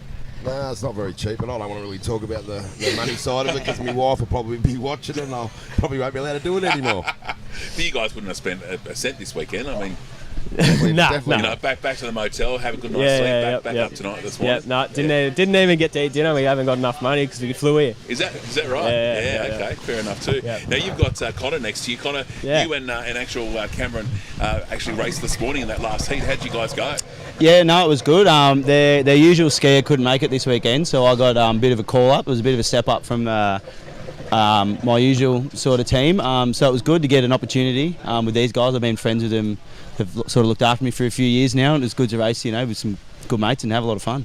So tell us about the the actual workout that you have to do before actually getting on the skis? I mean, is there a bit of fitness regime that you've got to go through at like 5 o'clock in the morning before you Yeah. So I get in the gym probably 4 times a week after work, just all dedicated to ski racing. A lot of leg work, a little bit of grip strength sort of to hang on to the handles, but yeah, mainly just training the legs, bikes, squats, all weights, everything like that. I thought you were joshing with me, and I didn't actually realise you were being real. Yeah, no, it takes a lot of effort. When you start sort of getting up there, getting a bit faster, you got to sort of get some training behind you because bit of stress on the legs. Yeah, and Cameron, how fast were you going in that last race? I think we averaged around 95 to 100, I think. So that was good for Connor. I think even good for myself. First race doing the race, first time. So at least now I know what I'm in for when I come back with whoever I come back with. So I think I'll be in for it. Yeah, at least I know what I'm doing. What was the water like out there? It was challenging. The first lap wasn't too bad, but the rest it started getting a little bit challenging. Connor was on the inside, so he had the rougher water, as I should say. But no, it was good. It was good. Don't you love the sound of those engines? Yeah. They're nice and loud. I don't like that one. It sounds like he's doing it deliberately, knowing that we're actually trying to have a conversation. Yeah, just running it through the mud. Yeah, exactly. Now, you're actually on the boat Hellbent. Yep. Tell us about the boat, Adrian. It's me mate's boat, Alex Hanley's boat. He puts a lot of time and effort into it. It's a conventional big block Chev, twin turbo. It takes them a lot of hours to get it right, and it's really going really well at the moment. Singing. Fantastic. So you guys don't know where you actually finished in that last race? We're not too sure yet. I think the first or second. I think not by much. I reckon there's a little bit in it. So I don't know. Hopefully we took the number one. When do you find out? Probably soon, I reckon. Soon? I reckon. Fantastic. Yep. Well, guys, thank you so much for having a chat. All the best. Have a safe trip back to Melbourne. I appreciate it, mate. Thank you. Appreciate you coming on. Thanks so Adrian, much. Cameron and Connor having a chat to us this morning down here at the Stevenson Partners at Bridge to Bridge. The second heat coming up very, very shortly. We'll take a short break and we'll come back with more right after this. Thank you. Thanks, mate. No worries. Thank you. Appreciate it. Thanks, mate. No, all good.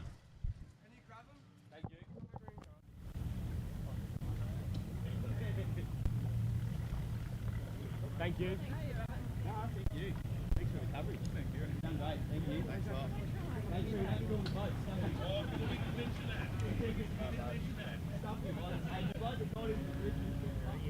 Slide on down there.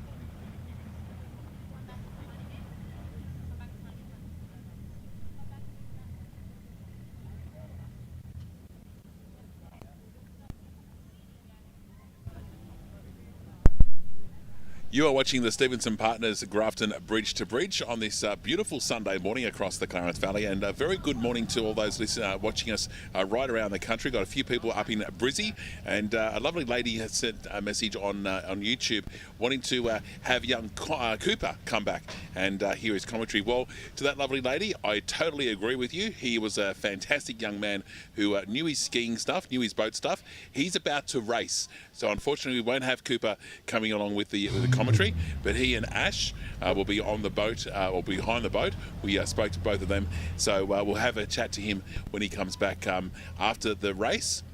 We're also hoping that his dad, Mark Stevenson, who's the secretary of the Big River Ski Club, will be able to come and have a chat during the race as well. So thank you very much for your comments on YouTube, and we hope you are enjoying our coverage. And we have got our message loud and clear about having the video on the skiers and also on the boats. So we'll do our very best to do what you have requested us to do. It's our first time doing the Bridge to Bridge ski race live, so please bear with us. We're all volunteers and trying to do the very best that we can, but we do appreciate your comments as always. The second heat about to get underway of the Bridge to Bridge very, very soon.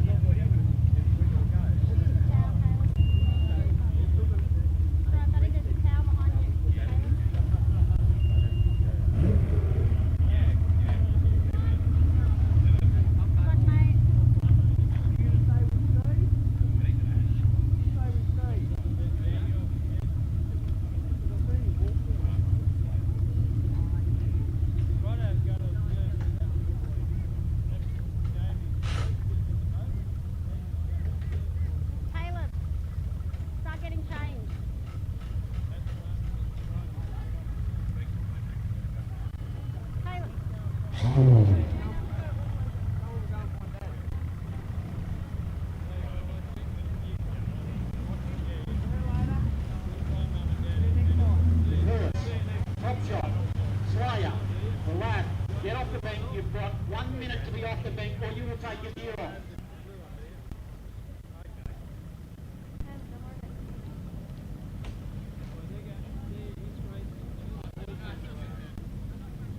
I don't care, Darren. You've had all morning to do it. Well, that's your problem, mate. It's your GPS.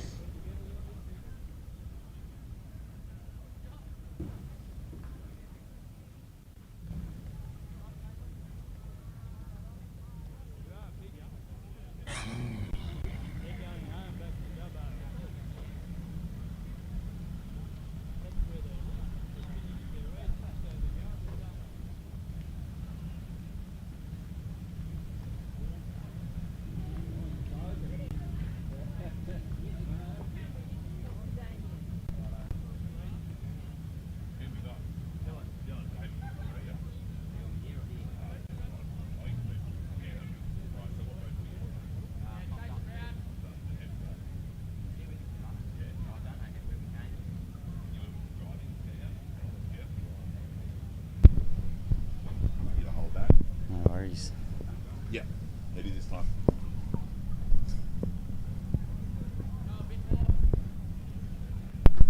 Welcome back to the Stevenson Partners Bridge to Bridge in Grafton for 2022. Of course, normally held over the October long weekend, but this year being held in November. Someone needs to go and get the area guard because there are certainly plenty of flies about. But that's not because my next guest smells. It's because he's just come out of the river, and Dilla from Pumped Up is with me. Go, mate. How are you? Good, thanks, mate. Yourself? Mate, you've just come in literally from the first heat of the bridge to bridge. How did you go? Yeah, we had a solid run actually. The first lap was. We saw a bit more wind on course. Once we got onto the second lap, it started to smooth out, and a few of the bigger boats finished as well, which gave us a smooth run home. So were you solo behind the boat, or did you have a partner beside you? No, I had my partner beside me, yeah. Yep. So tell us about the actual, the training regime for you personally to actually be fit enough to be behind the boat. Personally, at the moment, not much. Okay. But I mean, when you want to perform like towards the top of the sport, you need to be training week in, week out. Yep. A lot of core strength, a lot of strength and fitness in the legs. Because you're on your legs for a considerable amount of time. Well, that's it out there today. Some teams like 30, 40, 50 minutes. Wow. So yeah, it's a long time on the legs, and you don't stop. You know what I mean? You don't get that rest. Yep. So yeah, you need to have the endurance in them. Have you had any disasters on the water in your skiing career? Not personally, no. I've had a few falls. Yep. They can hurt, but I bet they can. But no, nothing too major. Yep. Fortunately, yeah. And where do you guys come from? We're from Sydney. Yep. Yep. Okay, so just a short drive up the M1. Yeah, short drive. Yeah, 6 hours on Thursday night, Yep. and yeah, we'll make our way home this afternoon as well. Okay. Yeah. And do you enjoy? Have you been up here before? Yeah, we've been up here. I've been up here personally 4 times now, I think, for the Bridge to Bridge. Yep. So yeah, I love it up here. It's a great weekend. Shame we couldn't get up here on the long weekend. Bit of a different vibe. Yeah. With the grand final and everyone staying around at the Yep. pub and whatever. But I mean, it's great to be back here this weekend, and fortunately we had that date saved that we could fall back on if we needed to. Yeah, so, absolutely. yeah. So I suppose the other good thing is too the fact that enough boats have come to make it worthwhile. That's right, 100%.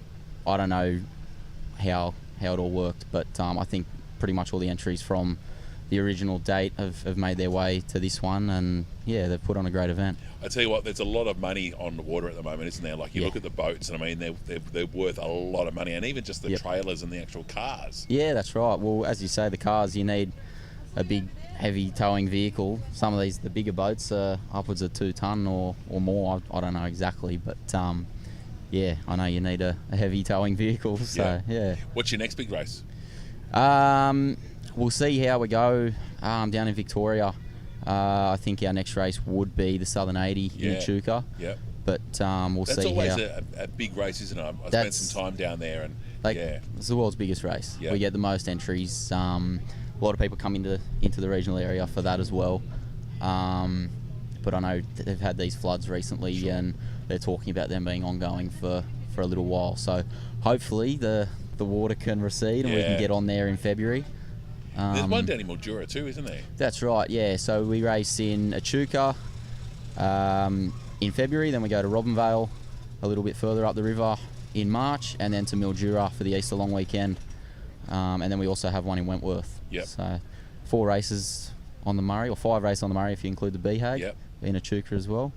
And then, of course, this one in October, hopefully next year. Yeah, we'll be back. Yeah, absolutely. Mate, great catching up with you. Thank you very much for your time. Beautiful, thank you very much. Dylan from Pumped Up, and the Heat 2 of the Bridge to Bridge due to get underway very, very shortly. And, of course, we're looking out for young Cooper and Ash on the Slayer. Of course, those 2 young boys came and had a bit of a chat to us at the start of our broadcast this morning, and they're going to be first time skiing the Bridge to Bridge, and we're looking forward to seeing them hopefully coming across the finish line in the top 5. Beautiful. Thank you very much. Appreciate that. Not too easy.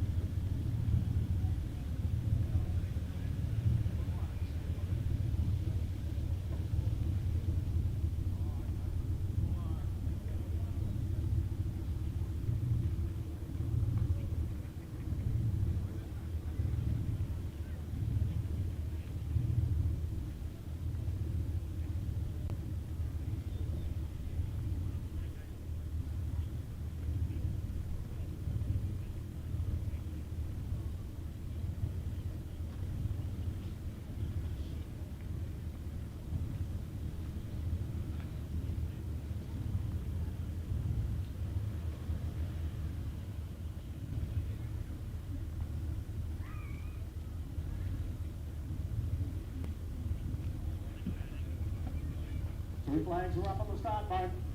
And we're 5 minutes away from a start.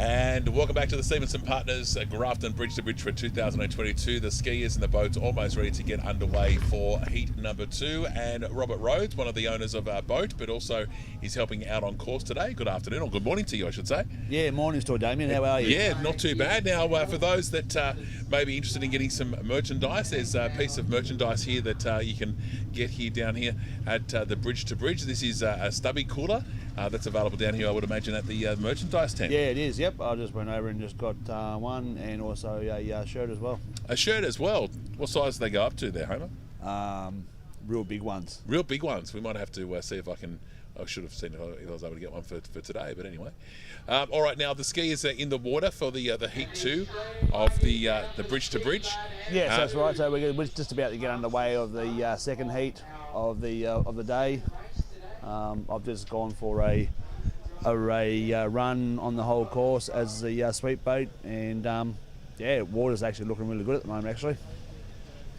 Yeah, look, I'm talking to some of the skiers. They were saying that it has been a little bit choppy out there after boats have sort of gone past. But obviously they're trying to, get the best out of the water. Yeah. Well, that's it. Virtually around from the start line around the island and back under towards the bridge towards Ulmar, Australia. It's pretty well nice and calm, but getting up towards Brushgrove at the end of the turn and come back around, it's a bit choppy. We see there's a boat that's just gone past the start line. I'm not sure what they're doing out there. I think that might actually be the Slayer boat, is it? And that's a go for 10:26. Yeah, Slayer seems to be having. Oh no, it's not Slayer. In the starting area. We seem to be having a bit of a couple of skiers not being able to get up at the moment. T26, we're being told by our executive producer at the moment, which is a little bit unfortunate. Yeah, we are having a bit of trouble there. And boat 34 as well, by the looks of things, is having a few dramas. Yeah, it doesn't seem like it's their day today. Now, obviously, These two boats in the start area are very, very fast. the time has already started, so they can still race if they can get the boat. Yes, going. that's right. Once they've been given the all clear to go, the clock is ticking away. So you do have all the time to get going and just hopefully get the skiers up and away you go. Now, this is a different class to that we saw the first time round. Yeah, it is. I'm not too quite sure what class is at the moment. I haven't actually really heard. So we've got one going now. He's up and going. Oh, there you go. 3 goes. It took him to get up. And as we can see on the screen, we've got the and the trees. We got the trees and the skiers running, but we're trying to get the boats in the picture at the same time as well. But that's okay. We got Pebbles on the camera. She's doing a good job. That's the main thing. But there we go. And we can see the very far picture. We get that up on the screen for you. I'm not sure what number boat that is. They look like little Martians out there. Well, actually. we hopefully we can get the camera person to zoom in a bit over there, and we should be able to see what number it is. There we go. We can see something on the. There we go. Oh, Pepper Bullet's got a bit to go. That's not a bad boat actually, old Pepper Bullet. That's not a bad start either for both of them.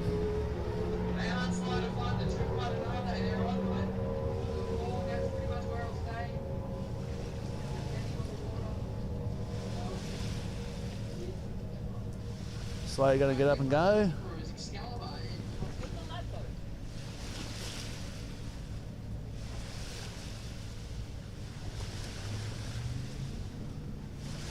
Oh, that was a big a slingshot there off the handles.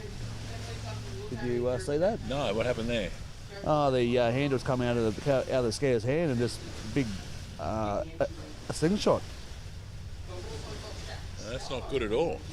No, they're having a bit of dramas out there, excellent, at the moment. So again, so long as they are able to get going, they obviously can still turn around and go back. Yeah, that's right. It just that's a misfire there on the inboard. I think it's True Blue. I think it was. True Blue was in the last race. Oh, was it? Yes, it was in the last race. It looked like True Blue. All right, so we got boat 34 out there. This is the one that had the skiers up with the rope flung out of their hands, and now we got the apprentice on the camera. Pebbles has been replaced by the apprentice. Demoted. But that's okay. She's the She's the pizza lady. Yeah, that's right. She has That's to right. go off and make some delicious pizzas from Pizza and Ribs on the Run.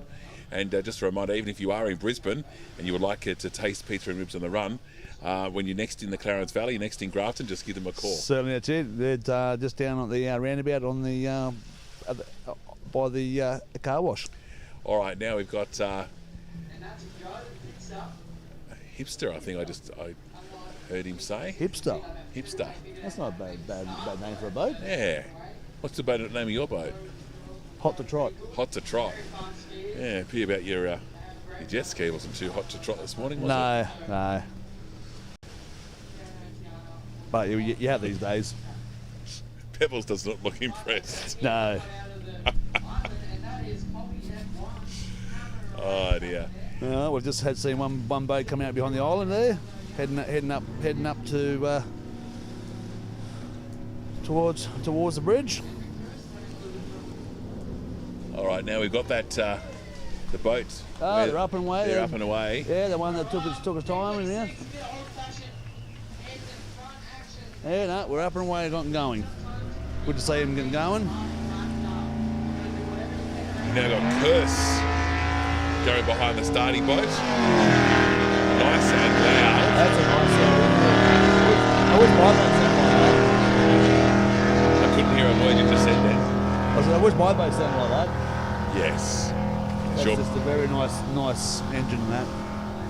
Well, for those that are into boats and into ski boats, they would understand what you're saying. But for novices like myself who have got no idea whatsoever, I just here just to make commentary. Yeah, well, yeah, I suppose that's why I get the expert commentary, the commentators in. I suppose you do just drive a normal day-to-day and enjoy enough. So Yes, I don't have a problem with doing that.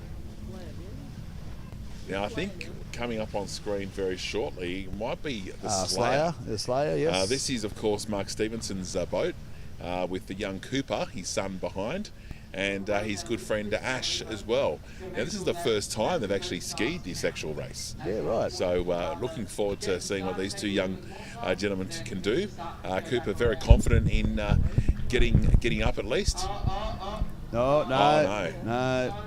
One up, one down. It's a bit of a... I did actually see a ski maybe come off there. Yeah, I didn't see that.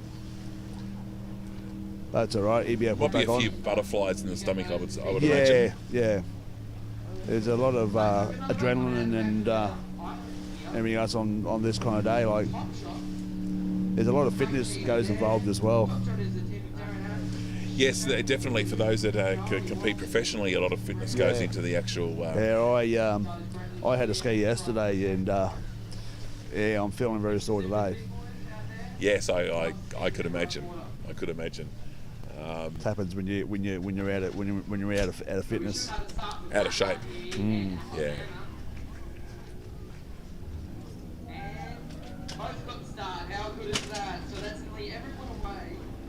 Boat 40 and boat 45, both are underway, and the Slayer, we're just waiting to.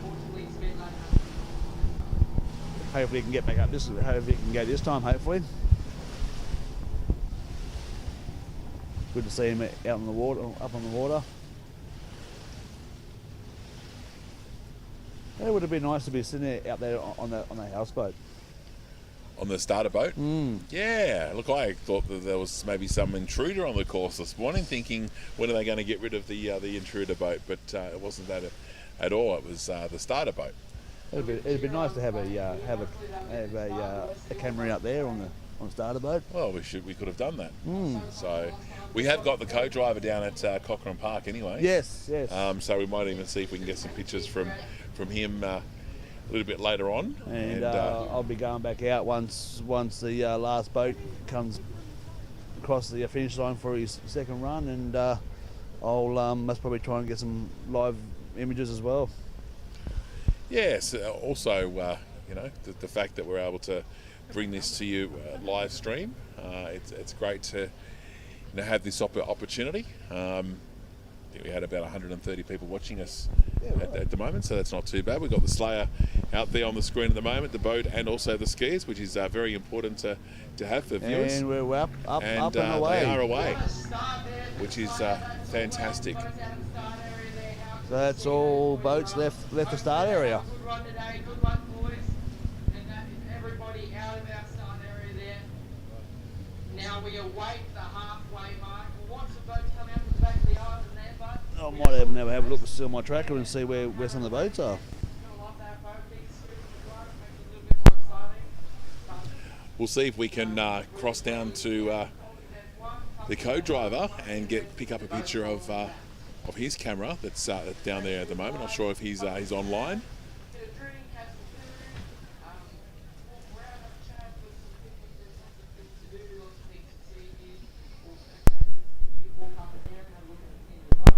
No, the co-driver's not online at the moment, but we'll see if we can get him online very shortly so we can get some pictures in.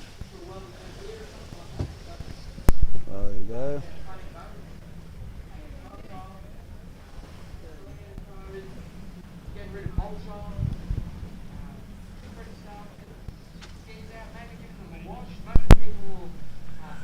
So on the tracker that we can actually see on our little tracking device here, we can see that there's a few boats that are heading down the river at the moment, down towards, of course, Brushgrove, a shorter course this year.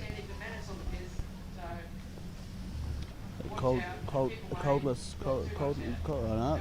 a race going on at the moment between these two boats.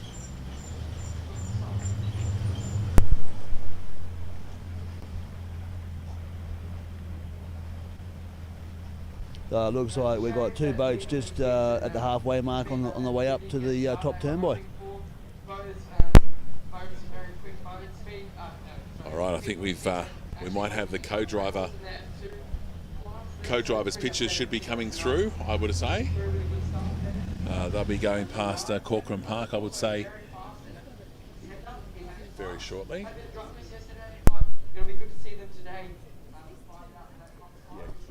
I'd probably say Pepper Bagool was the fastest time today, but we have to wait and see.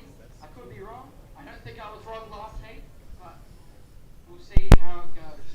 Just to see if our director can get any pictures from the co-driver from Corcoran Park. I think he has gone live, so we'll see if we can see if there's any pictures coming through. Sam needs to just lose some muscle.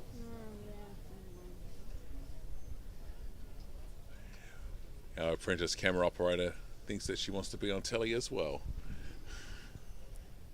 They've had to shorten the actual tripod to enable her to be able to see. Probably the right size for Pebbles, but she's been replaced. Because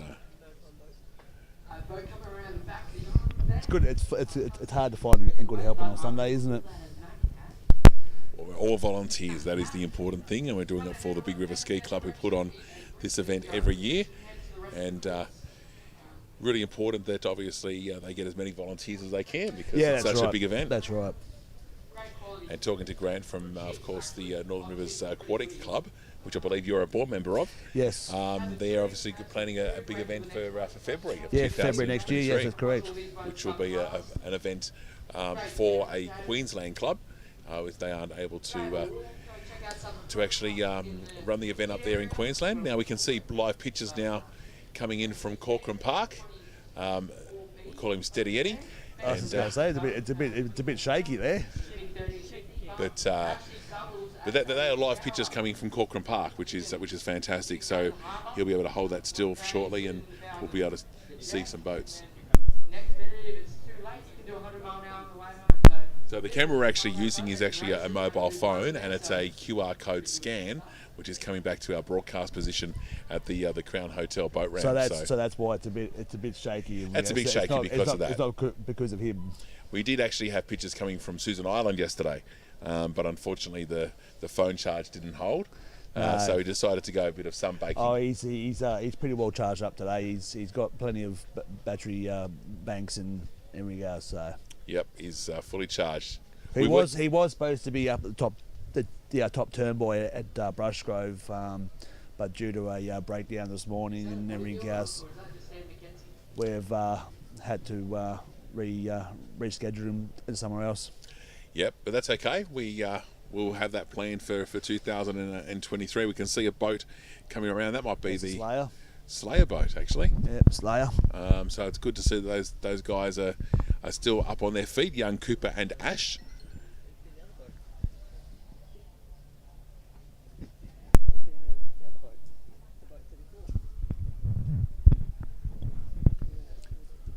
We still haven't seen no boats come through yet at Corcoran Park yet. Oh yeah, there's a couple of boats. There's one boat going through now.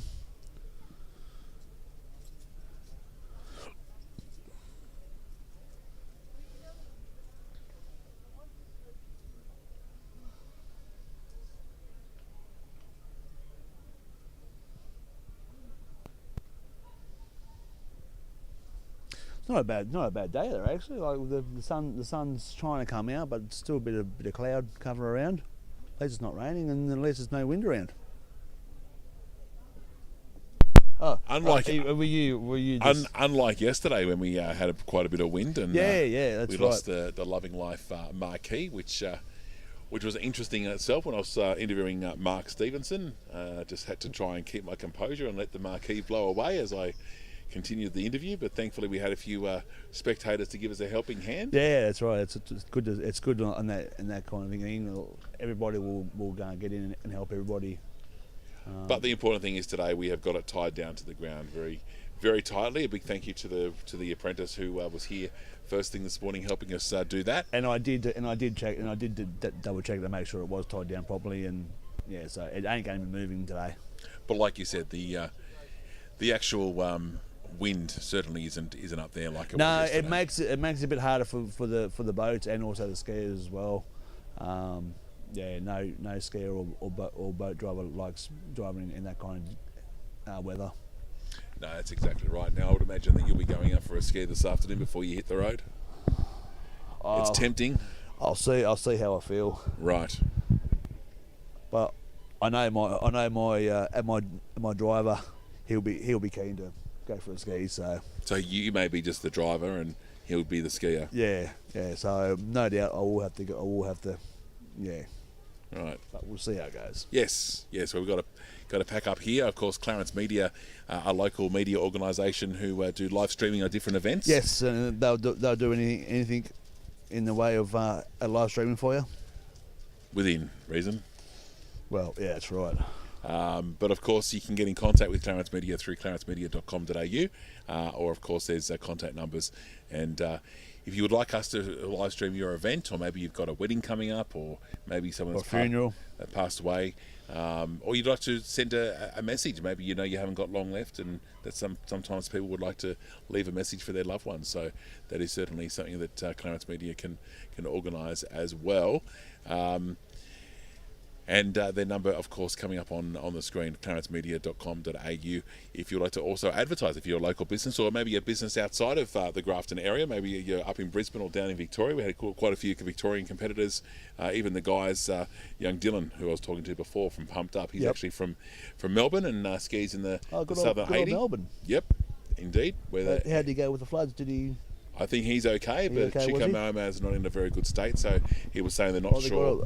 The old S780? Yeah, so they're not sure if that will go ahead in February. Oh, that's no good. That's no good at all. I'll have to wait and see. But Dylan was saying that he and his team travel quite extensively in Victoria and New South Wales to the different ski races.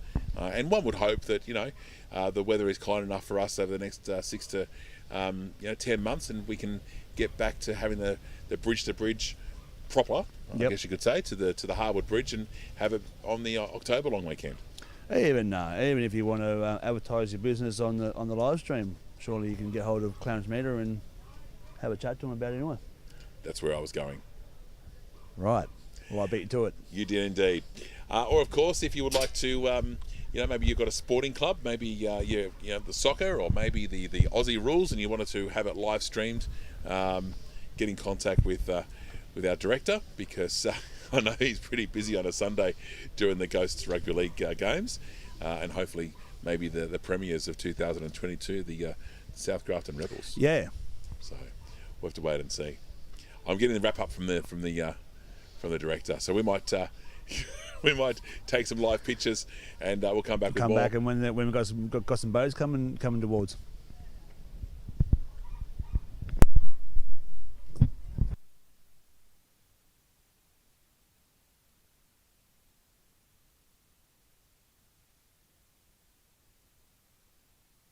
Level, how do we rate the experience? So, was the problem you can't start? That's what I heard. Yeah, okay, that sounds about right. Are you thinking about a weight loss regimen? Look, because I think you're looking a bit chubby in your older age. So maybe the metabolism is wearing off.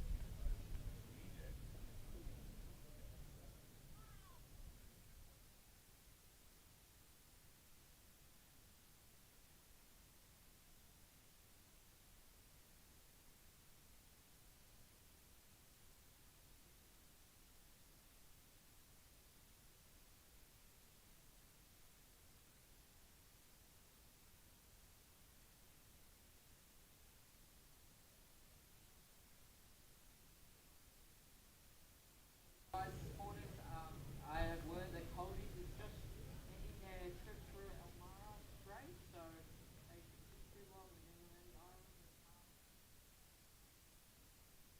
But they'll be here soon.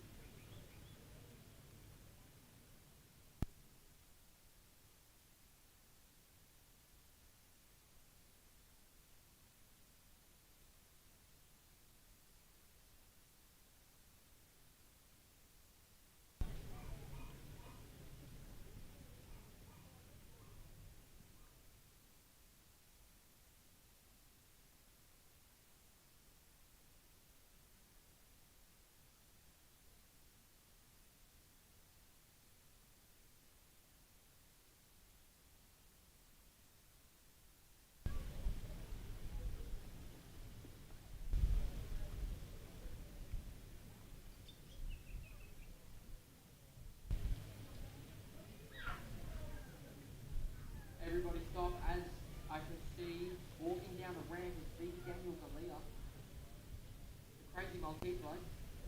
Have fun today? For part of it? Not to stop? Might stop? That's alright. Have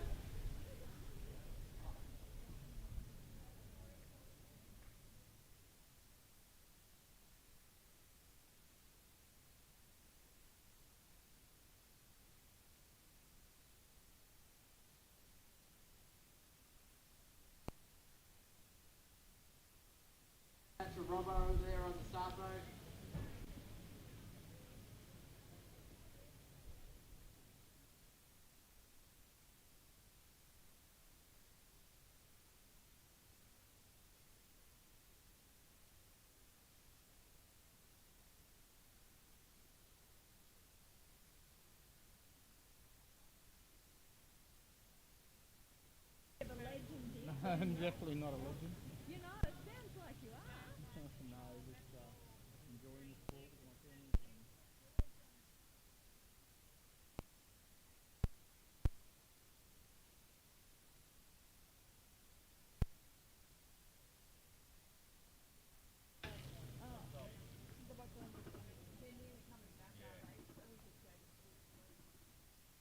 I'll go back up there and he can come and... Yeah, and I'll just talk to Daniel as they come through.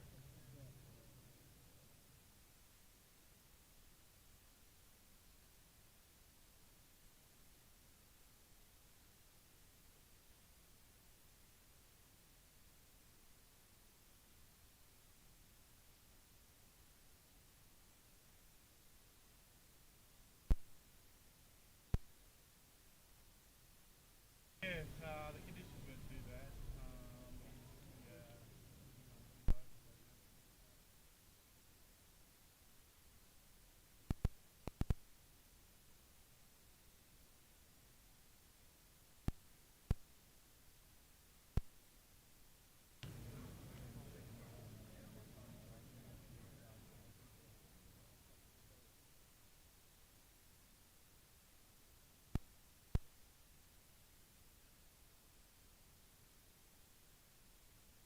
Forward boat coming.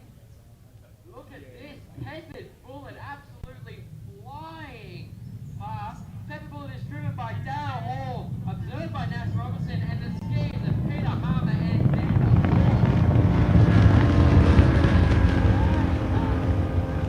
Coming in the lab. David McCullum, Andrew Moore, both on. That's Higgins, Brady Hubbard,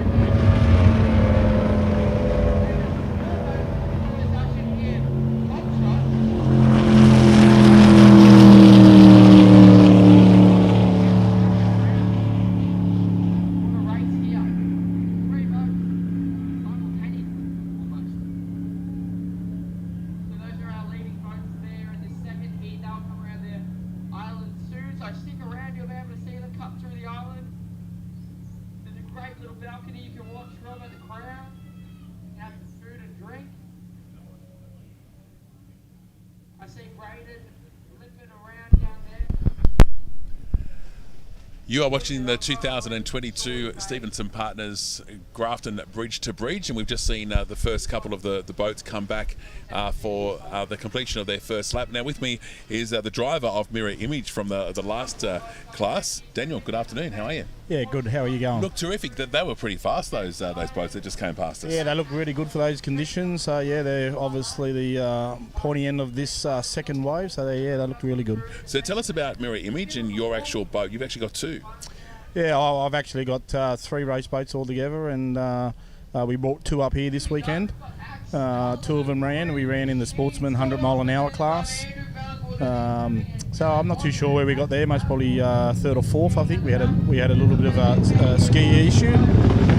And the second class is the F2 class, or the unlimited outboard class, and that's another team, another boat we brought up to run my son and one of his mates, Jimmy, and I've got Darren Oz and Terry in the boat there. So yeah, they had a little bit of a fall as well, but the young bloke will be all right. You said he might have seriously sprained his ankle? Yeah, at this stage we just think it was a bad sprain, so hopefully no damage in the tendons and etc. So look, we'll get him home and check him out once we get him home. Where do you guys come from? Yeah, we're from Sydney. We're from the Hawkesbury River. So yeah, you see Brandon Cropper coming across the line at the moment. Looks like they may have a bit of a boat issue. They're slowing in to pull over at the moment. So either a skier or a boat issue here. Which is a little bit disappointing. I mean, if it happened to you, you said you did have dramas down the top end of the course near Susan Island with one of the boys. That must be a bit of a head spin when something like that happens. Yeah, look, us as boat owners, we spend a lot of money to get the boats on the water and etc. And our whole team, our boys train very hard and put a lot of efforts in. If something goes wrong on the day, all we hope for is everybody's safe and everybody comes home. That's all we want. In regards to the results, yeah, we can be a little bit disappointed, but we just need to be all safe, and that's the main thing. Tell me about when you come away to an event like this, or even the Southern 80, or even a bit further up, or even more inland. What sort of equipment do you have to take with you? Because obviously there's not in towns, speedboat mechanics just sitting on the right side of the road waiting for you. We as teams don't really. We do all our preparation and then just hope everything's going to be okay. Sure. But like last night, you had 2 boats at the pointy end. You had Superman who won the race today, so congratulations to them. They had a problem last night, so they were up to 10 o'clock last night putting their engine together. So we just rely on local people that could go and help, and he did. He pulled the motor apart, and he had to find a local guy to help him out weld it. So we do rely a lot on the local guys that we come to across the line. So look, we rely on the locals to help us out, and they really do. And the other team was his name skips me. They blew a turbo. So yeah, they had locals and went back up to Brisbane to grab a turbo. Oh wow! So that was helter skelter, it was, and but unfortunately they had another problem this morning when they ran the boat, so they unfortunately was out. So it is a disappointment, but we do help and thank the locals that can help us out. Tell me about you're a driver for Mirror Image. You obviously have an observer. You guys wear helmets and also life jackets, and you got communication. What sort of things do you need to communicate when you're on the boat? Oh, we communicate. It's the biggest part of boat communication is biggest part of any relationship. So it is really hard. So that my observer's number one, giving me the communication from the boys at the back there. He's got one. His first job is to communicate and look after those boys. The headsets in between, as he listens to me, I listen to him. I'm more listening to him. And he will, tell me that they're looking good. We can go a little bit faster, or give me a down. We give communications. If a boat's coming up behind me, we give them way. My observer lets me know, look, you got a boat coming up. They're coming faster. Stay left or stay right. We have a lot of communication, especially around a corner. We the first 10 minutes of racing, we will side by side along True Blue today. So it's the number one, being courtesy to the guys around you, and also being safe. So a lot of communication in the boat. Yeah, obviously this weekend's course has been shortened, obviously for different reasons. Yeah. It must feel a bit unusual not to go the full distance. Look, I've come back from the sport being a long time out. So the realists and the guys who've been doing the sport for a long time, they most probably would like to see the bridge the one lap, and I can understand that. The last time I ran this was 2 laps. I prefer it 2 laps, but yeah, I can definitely see their points that they prefer it the 1 lap. So, mate, I'm happy as long as we're on the water racing, to be honest. Absolutely. Well, mate, thank you very much for coming up from the Hawkesbury. All the very best to you and the family, and to your boy. I hope he's A-OK, and it's good to see that you're supporting the sport and supporting our local community. Yeah, and big shout out to all the competitors that come up, and also to the committee that put it on. It's been a great event, so appreciate all the volunteers that helped and etc. So big thanks to them too. Good. Thank you, Daniel. Thank you. Daniel, of course, from Mirror Image, having a bit of a chat to us this morning down here at the Stevenson Partners Bridge to Bridge, of course, also supported by us here at the radio station Loving Life, Clarence Media, the Clarence Valley Council, the Crown Hotel, Liberty Fuels, and also, of course, our friends at the Clarence Valley Council and the Crown Hotel. We'll take some more pictures live as we get more boats coming around the corner very shortly for the completion of their first lap.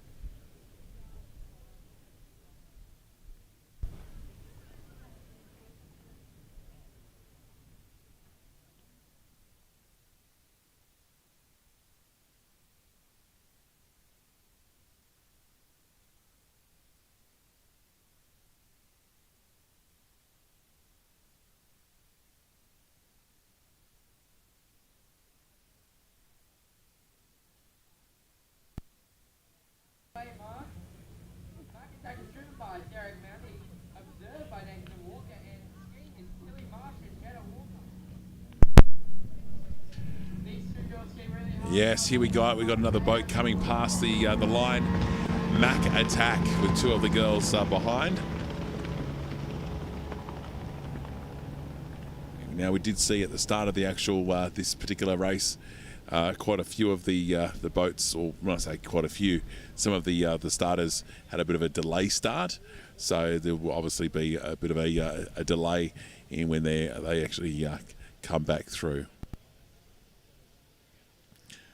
But looking around the Clarence River, even onto the south side, it's great to see there's quite a few people over the end of Skinner Street, down where the levee wall is. It's good to see there's a few people down there on the wharf watching the festivities of the Grafton Bridge to Bridge. And that is what you are watching through the Clarence Media YouTube channel. We've got our apprentice camera person giving you a picture of the people over there, the far side.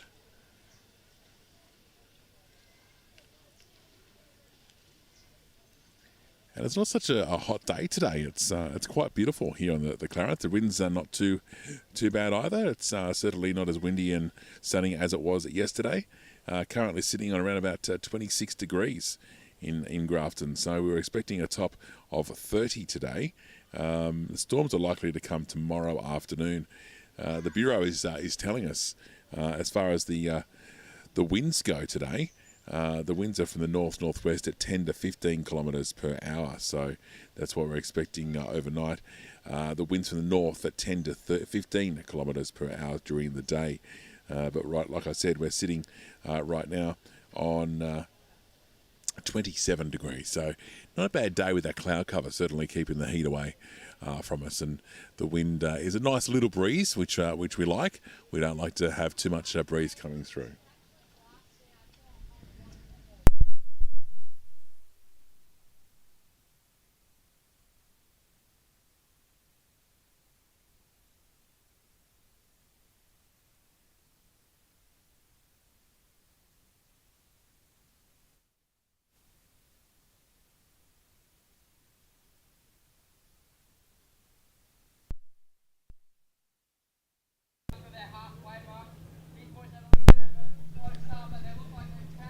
And here we come now. On your screen, we got the skiers and the boat, the Slayer, young Cooper Stevenson, the son of Mark Stevenson, and Ash, his friend from Brisbane or the Gold Coast.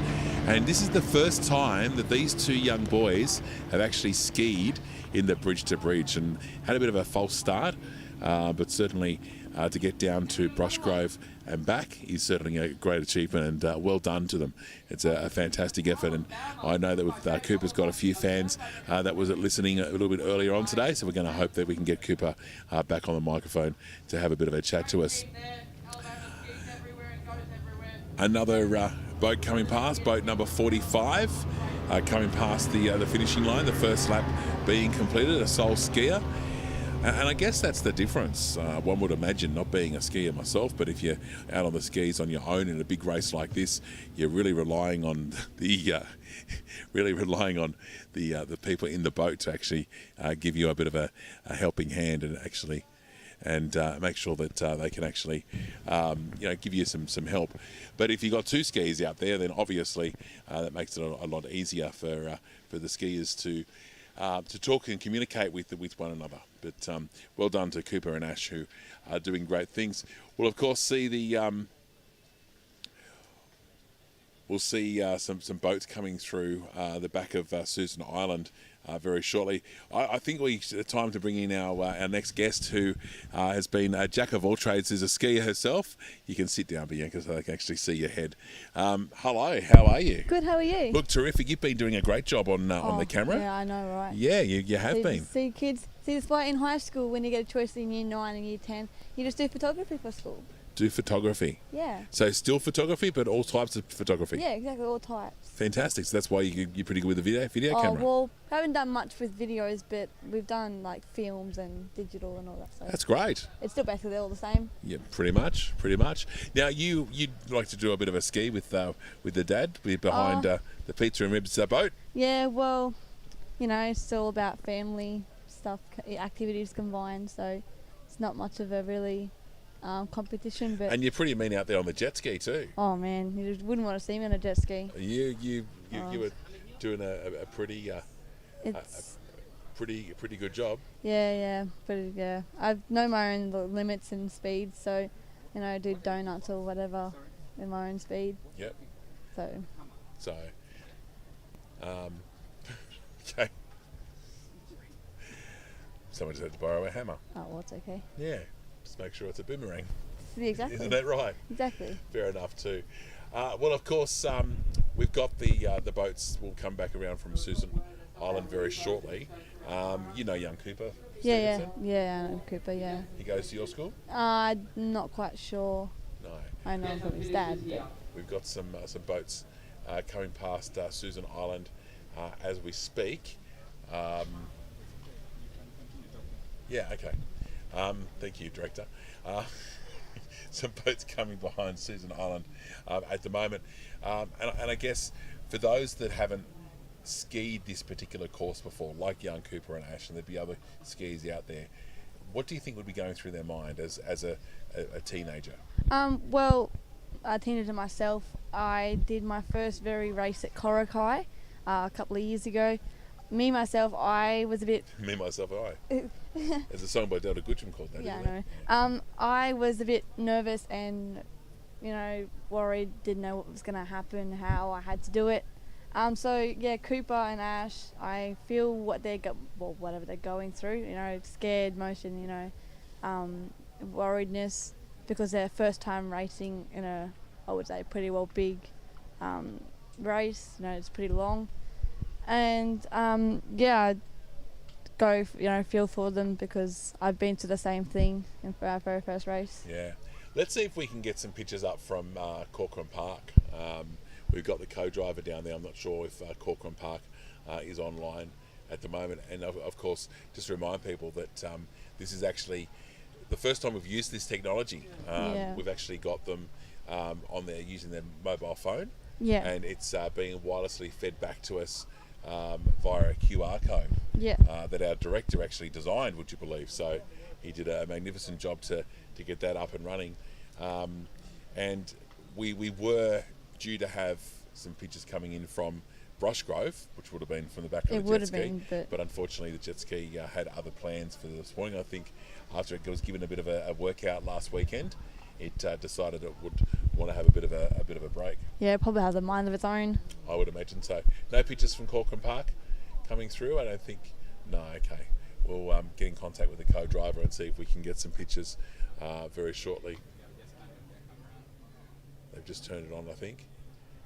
They might be watching the coverage and ready to give us some pictures.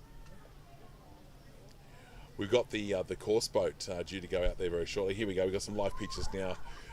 There's the jet ski that was going to be, but unfortunately isn't able to. I think he was saying it was going about 7 kilometres an hour. Yeah, that would be a very, very slow drive. There's one of the boats coming back towards Grafton at the moment. Not sure which boat that particular one is. And then obviously a boat going down back towards Brushgrove. So you can certainly see that one's been sort of lapped as we speak. So we would be seeing that particular boat that we just saw coming towards Grafton coming back very shortly, and I would imagine that might be the first one across the line. I'm pretty sure it might have been because it's all based on time too, but it's also good to see the people that also in the back of the line have come forward or they've stayed back. Either way, either if they stay back, they've still could have a faster time than the people in front.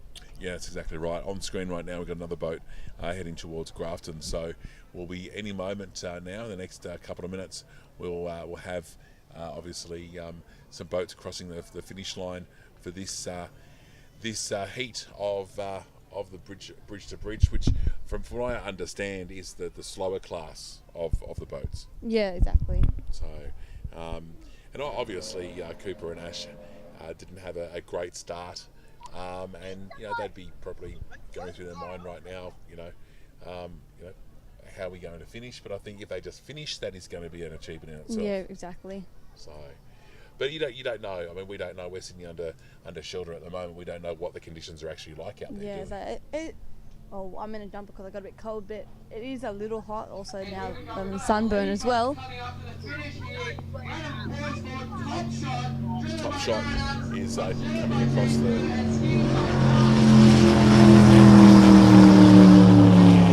Top Shot. We'll let you go up to the camera so you can get some more pictures. But Top Shot has just come across the finish line as the first boat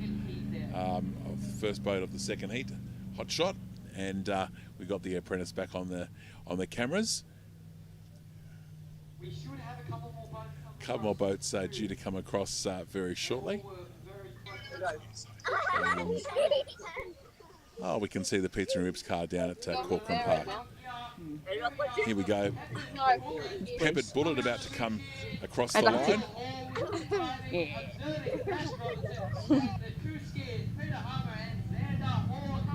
There we go. Double shot there. The boats and the skiers crossing the line. 2022 Stevenson Partners Bridge to Bridge.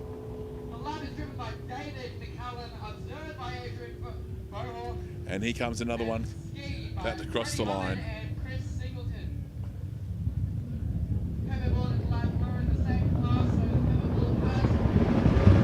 That is the Lab going across the line. See how the boat was actually out of the water there. I'll be very happy with that. Come across the line looking very pretty.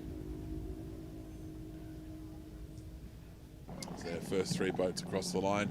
We can see live pictures there from Corcoran Park. Another one due to come back towards the finish line very shortly. And it has been a terrific weekend. Hats off to Mark Stevenson and his group of volunteers, and also Jason from Disco Marine, the man that's been on the microphone, making sure that the event runs according to plan and on time as well. Certainly, if they haven't been behaving or they haven't been doing what needs to be done, then they obviously make sure that things are brought under control. But Jason has done a great job in the race day caravan. And also to the volunteers are upstairs as well. They've been upstairs, of course, doing the timekeeping and so forth. And the Maritime Services team of people that have been on the course this weekend on their boats and also on their jet skis right around the river.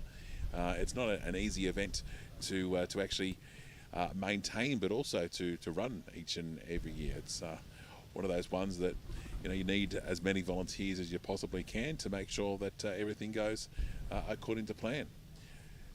Some great pictures there of the beautiful Clarence River, and we do hope that next year we'll be able to have it here on the October long weekend. A lot more people will be riverside, and a lot more people will probably be entering the actual competition as well.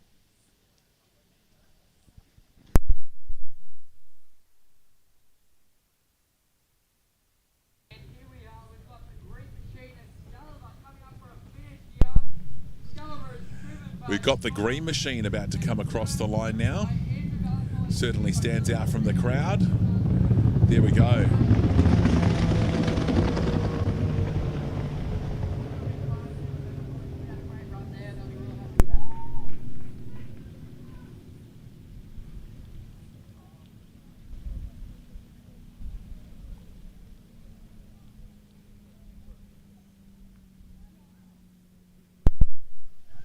And just a reminder, if you've got family and friends who have been in the Bridge to Bridge and you're watching this outside of Grafton, they can see the Bridge to Bridge replayed on the YouTube channel of Clarence Media or on the website clarencemedia.com.au.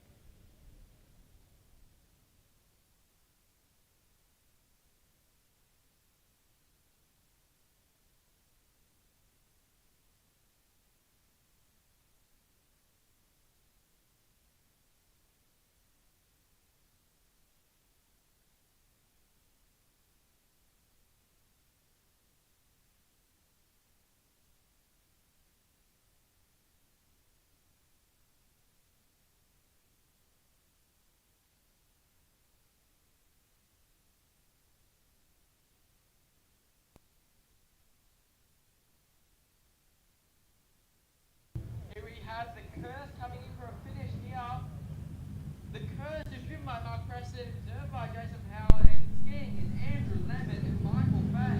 All right, we've got the curse coming across a very fast boat, very loud boat. And they haven't had a bad weekend, that is for sure.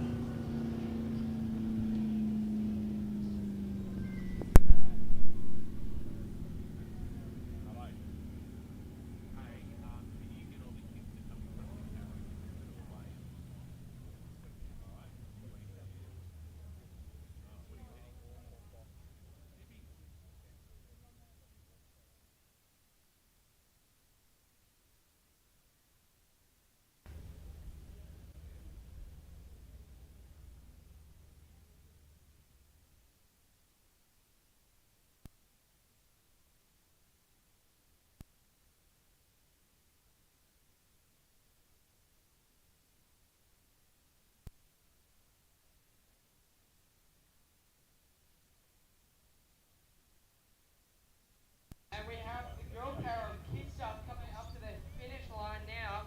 Jason Walsh seeing that finish line, he's got to get the girls home. Jason Walsh, Richard Manning, and Kiana Walsh and Kiana Layla doing the skiing at the back. Kid stuff just coming past the finish line in Heat 2 of this Bridge to Bridge this afternoon. And we've got some live pictures coming in from Corcoran Park, some kids having a bit of fun down there. You can see we've got the Rhodes family and the Harrison family. Oh, unfortunately, we've lost signal there, but that's okay. That's the modern day technology.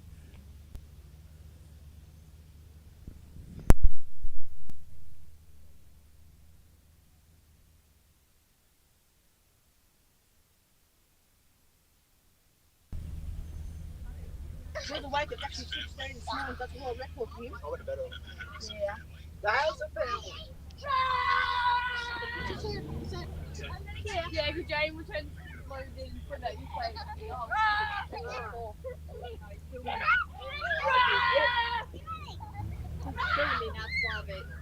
I'm going around so shit down there. Well.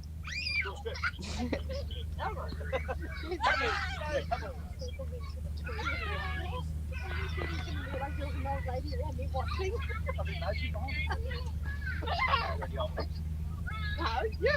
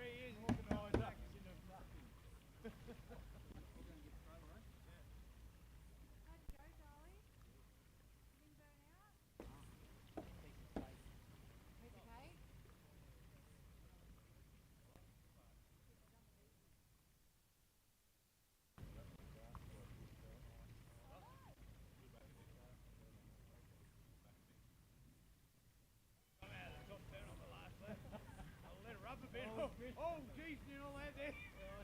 Don't go around the corner going to brewery like this.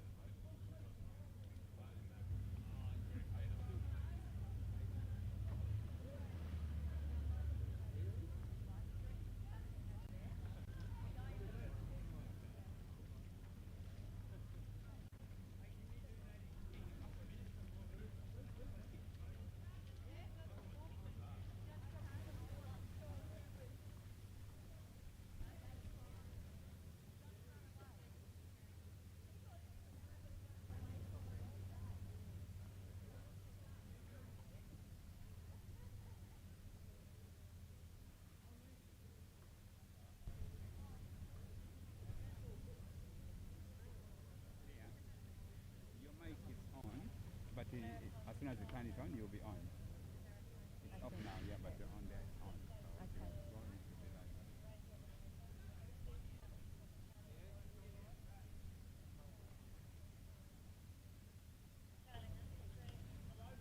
Whoa.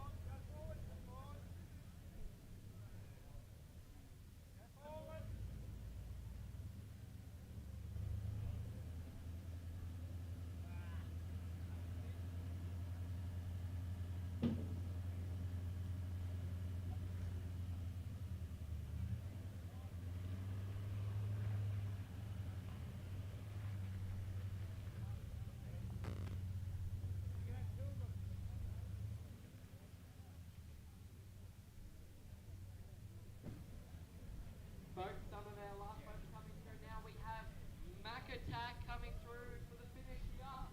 Big round of applause for Mac Attack. Driving is Garrett Mounty, observing is Nathan Walker, and the skiers are Lily Marsh and Jenna Walker. Coming for a strong finish here. Folks, we've got a great run today.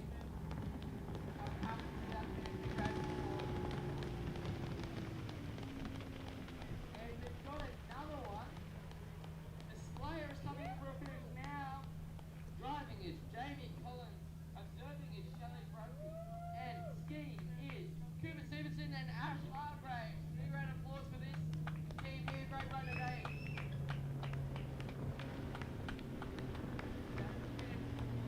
Player.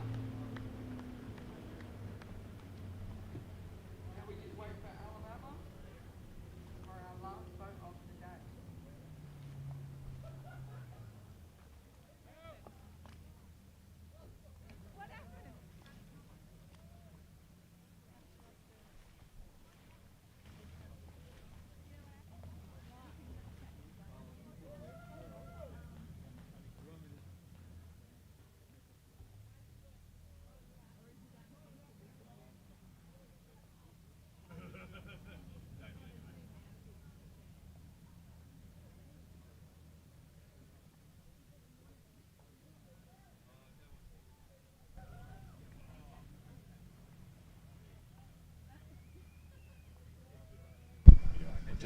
Clinton. What boat were you on? Top Shot.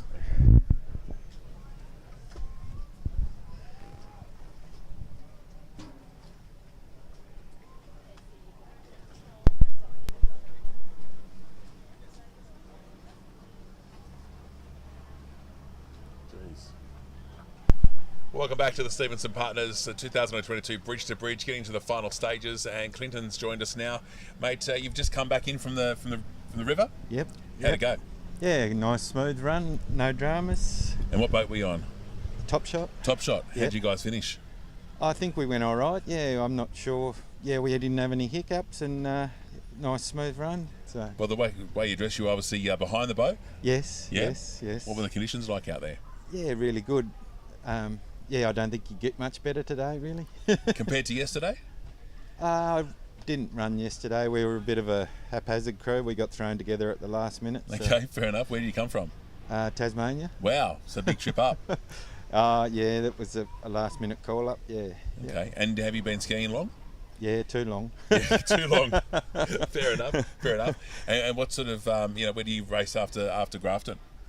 It'll depend on the river. We go to the Murray, but yeah, that's in flood a bit at the moment. So yeah, it should be the Southern 80, but who knows We'll what have will to wait happen. and see. Yeah. Isn't it great to see so many competitors, even though this wasn't on the October long weekend like it was due, but to see so many competitors and so many boats come up?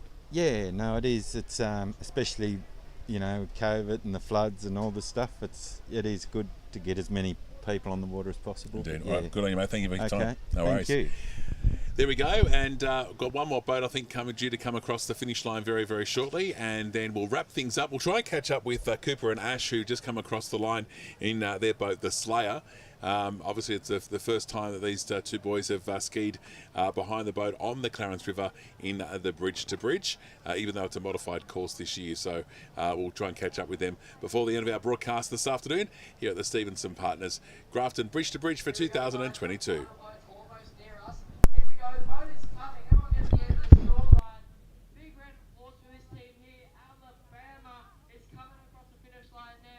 Driving is Jamie Oliver. Observing is Daniel Cotton. And skiing is the one, the only. And Alabama, final boat to come across the finish line in the Stevenson Partners Bridge to Bridge for 2022. Sole skier behind the boat, boat number 45. And what a fantastic day it's been. Great to see the people still giving them a bit of a cheer after what has been an excellent day of skiing here on the beautiful Clarence River. And we might just take a little bit of a break, gather our thoughts, so we can get a few interviews to come up and have a bit of a chat to us.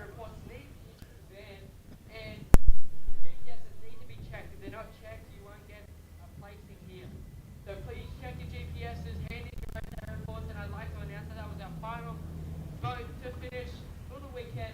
Come up to the Crown, have a drink, have some food. But thank you for a great weekend, and see you all next year.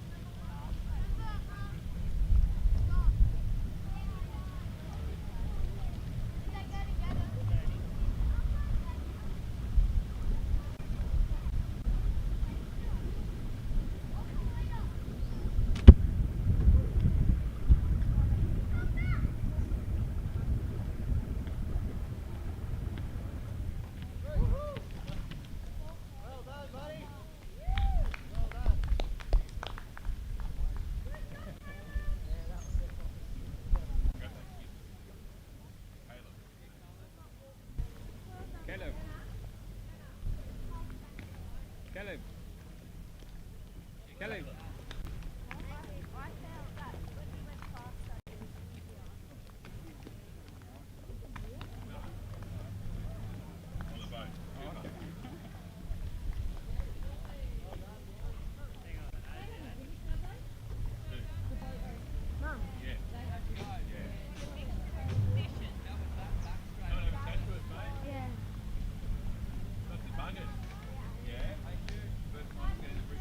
Yeah. I won't keep you long, all right? How old are you? I'm 13. Wow. Yep. Welcome back to the Stevenson Partners Bridge to Bridge here in Grafton. And young Caleb joins me. He's literally just finished the Bridge to Bridge ski race, mate. You're 13. How are you feeling? It was pretty fun, actually. I did it with my dad, and when my dad friends in the boat, my legs were just dying. It's a pretty long ski race, isn't it? Yeah, I didn't think it was that long until I did the first straight. I was like, oh god, this is going to be long. Yeah, absolutely. Have you done much training to try and get your legs, strong enough to do that big race? No, I did Tari 2 weeks ago, and I haven't done much because the Hawkesbury River's been flooded, so not that much. But wow. Yeah. So good fun? Yeah, it was actually really fun. Yeah. And what was the best thing about it? I mean, it's a big river. Yeah, finishing, I guess. Finishing? Yeah. And you stood up all the way? Yeah, all the way. Mate, that's an awesome achievement. I know Thank you've you. literally just got out of the water, so we'll let you go. All the very best, mate, and we'll see you next year, eh? Yeah, thank you. Good on you, buddy. Thank you. Young Caleb, 13, hey? Doing the Bridge to Bridge the very first time. That is a huge achievement. A job well done, and good on his dad and his dad's friend for coming up and doing the Bridge to Bridge. It's good to see so many out-of-town competitors and competitors from right around Australia here in Grafton town. Young Cooper and Ash have just finished their race. They've done a brilliant job as well, and we're going to see if we can catch up with them before we finish our broadcast. Got about 5 minutes before we wrap up here on Clarence Media and the Stevenson Partners Grafton Bridge to Bridge for 2022. I'm not sure what the boys are doing. We're just seeing if we can get some. We might actually go. We'll just go to another screen and see if we can get them to come over.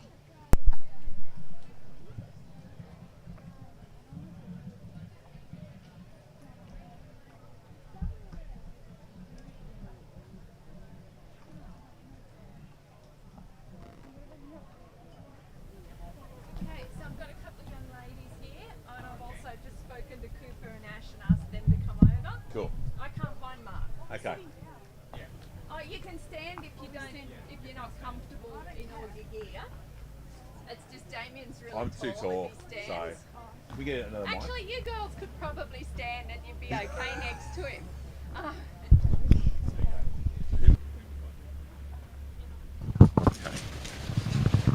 Thank you. Oh.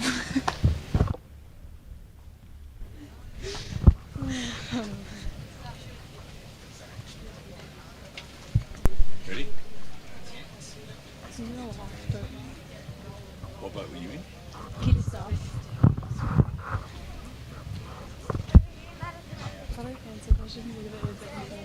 just going to make them up, alright? So Okay. you'll be right.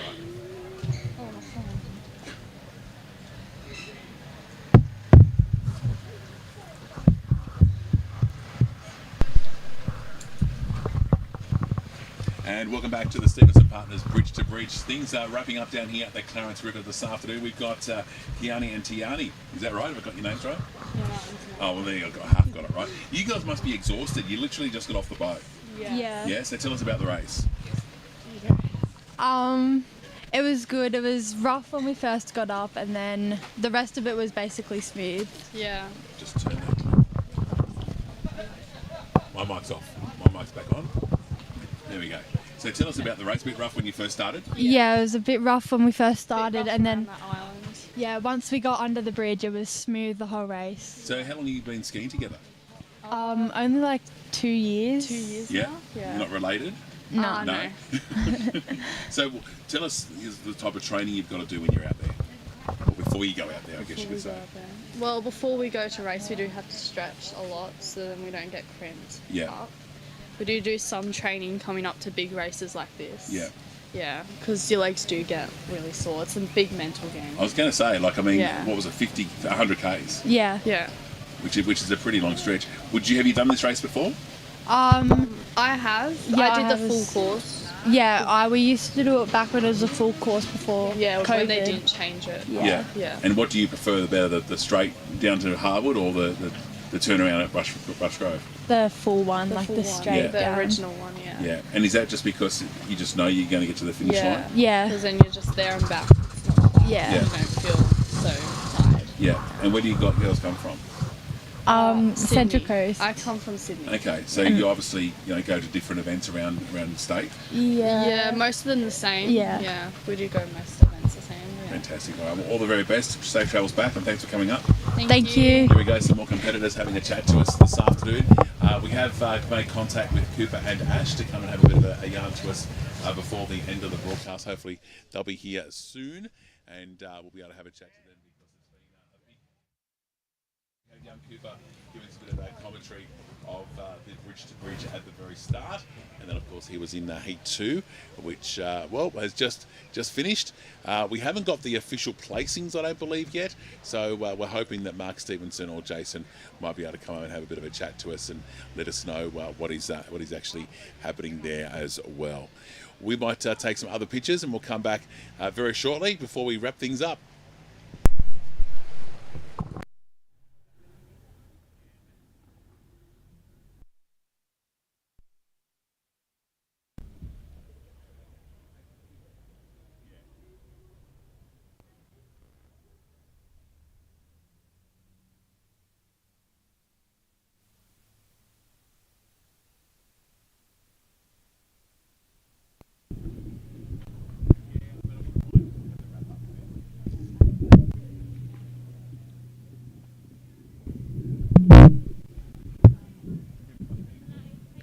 Good. Can you do your wrap-up talk with Cooper and make that the wrap-up? Yep, So okay. ask him questions like a wrap-up Yeah. because Mark's about to go into a judging hearing. Yeah, Okay. I for thought results, that he'd so probably be a bit he busy. said, "Oh, yes, a little bit." Yep. Okay. Okay. All right. He said he's happy for Cooper to represent him as the wrap-up. Okay. Yep. Okay. All right. Because that's Mark's son. Yeah. Yes. Yep. Thank you. You did a great job too, by the way.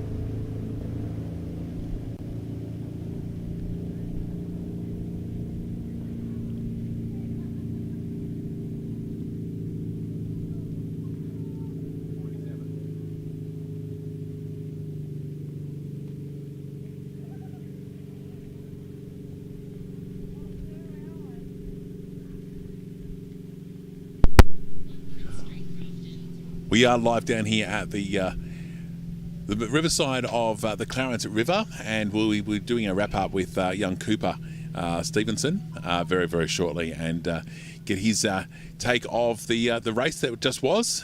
He and Ash did a fantastic job, so we'll be catching up with young Cooper in a matter of moments. So stay with us, and we'll get a complete wrap up right here on the Clarence Valley YouTube channel.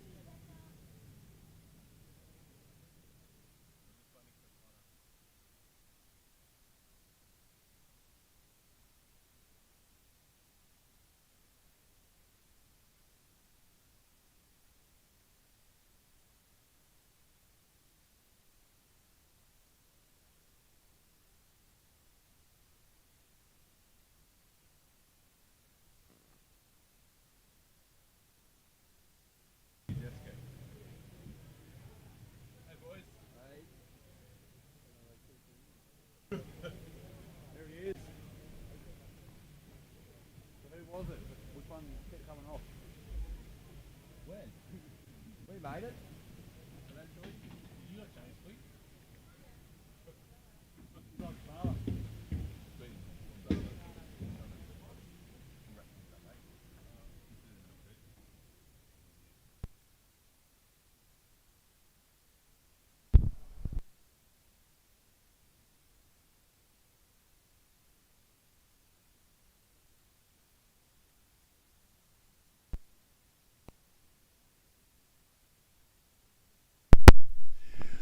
Welcome back to the Stevenson Partners Grafton Bridge to Bridge, wrapping things up this afternoon. And we sort of started the day with these two young gentlemen beside me, Cooper and Ash, who have literally just finished their very first Bridge to Bridge.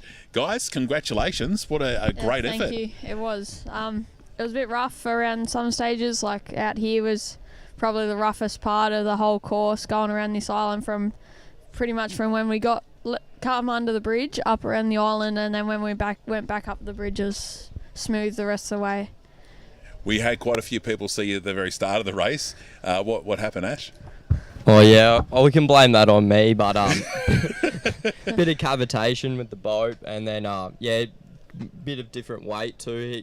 I come out and then he came out, and once I started sinking, he started sinking again. So you just sort of got to hold on and then try and get out the water at the same time. But yeah, it's all right. We got there in the end. We got there in the end, and then made it around. Like coming up to that last top buoy, I was shaking my head, but then time started getting away, so I was just throw ups and get us home. Yeah. All right. But did you enjoy it? Yeah, it was good fun. Good fun to get out there and finish, and that's what we went out there to do, is go finish. Yeah.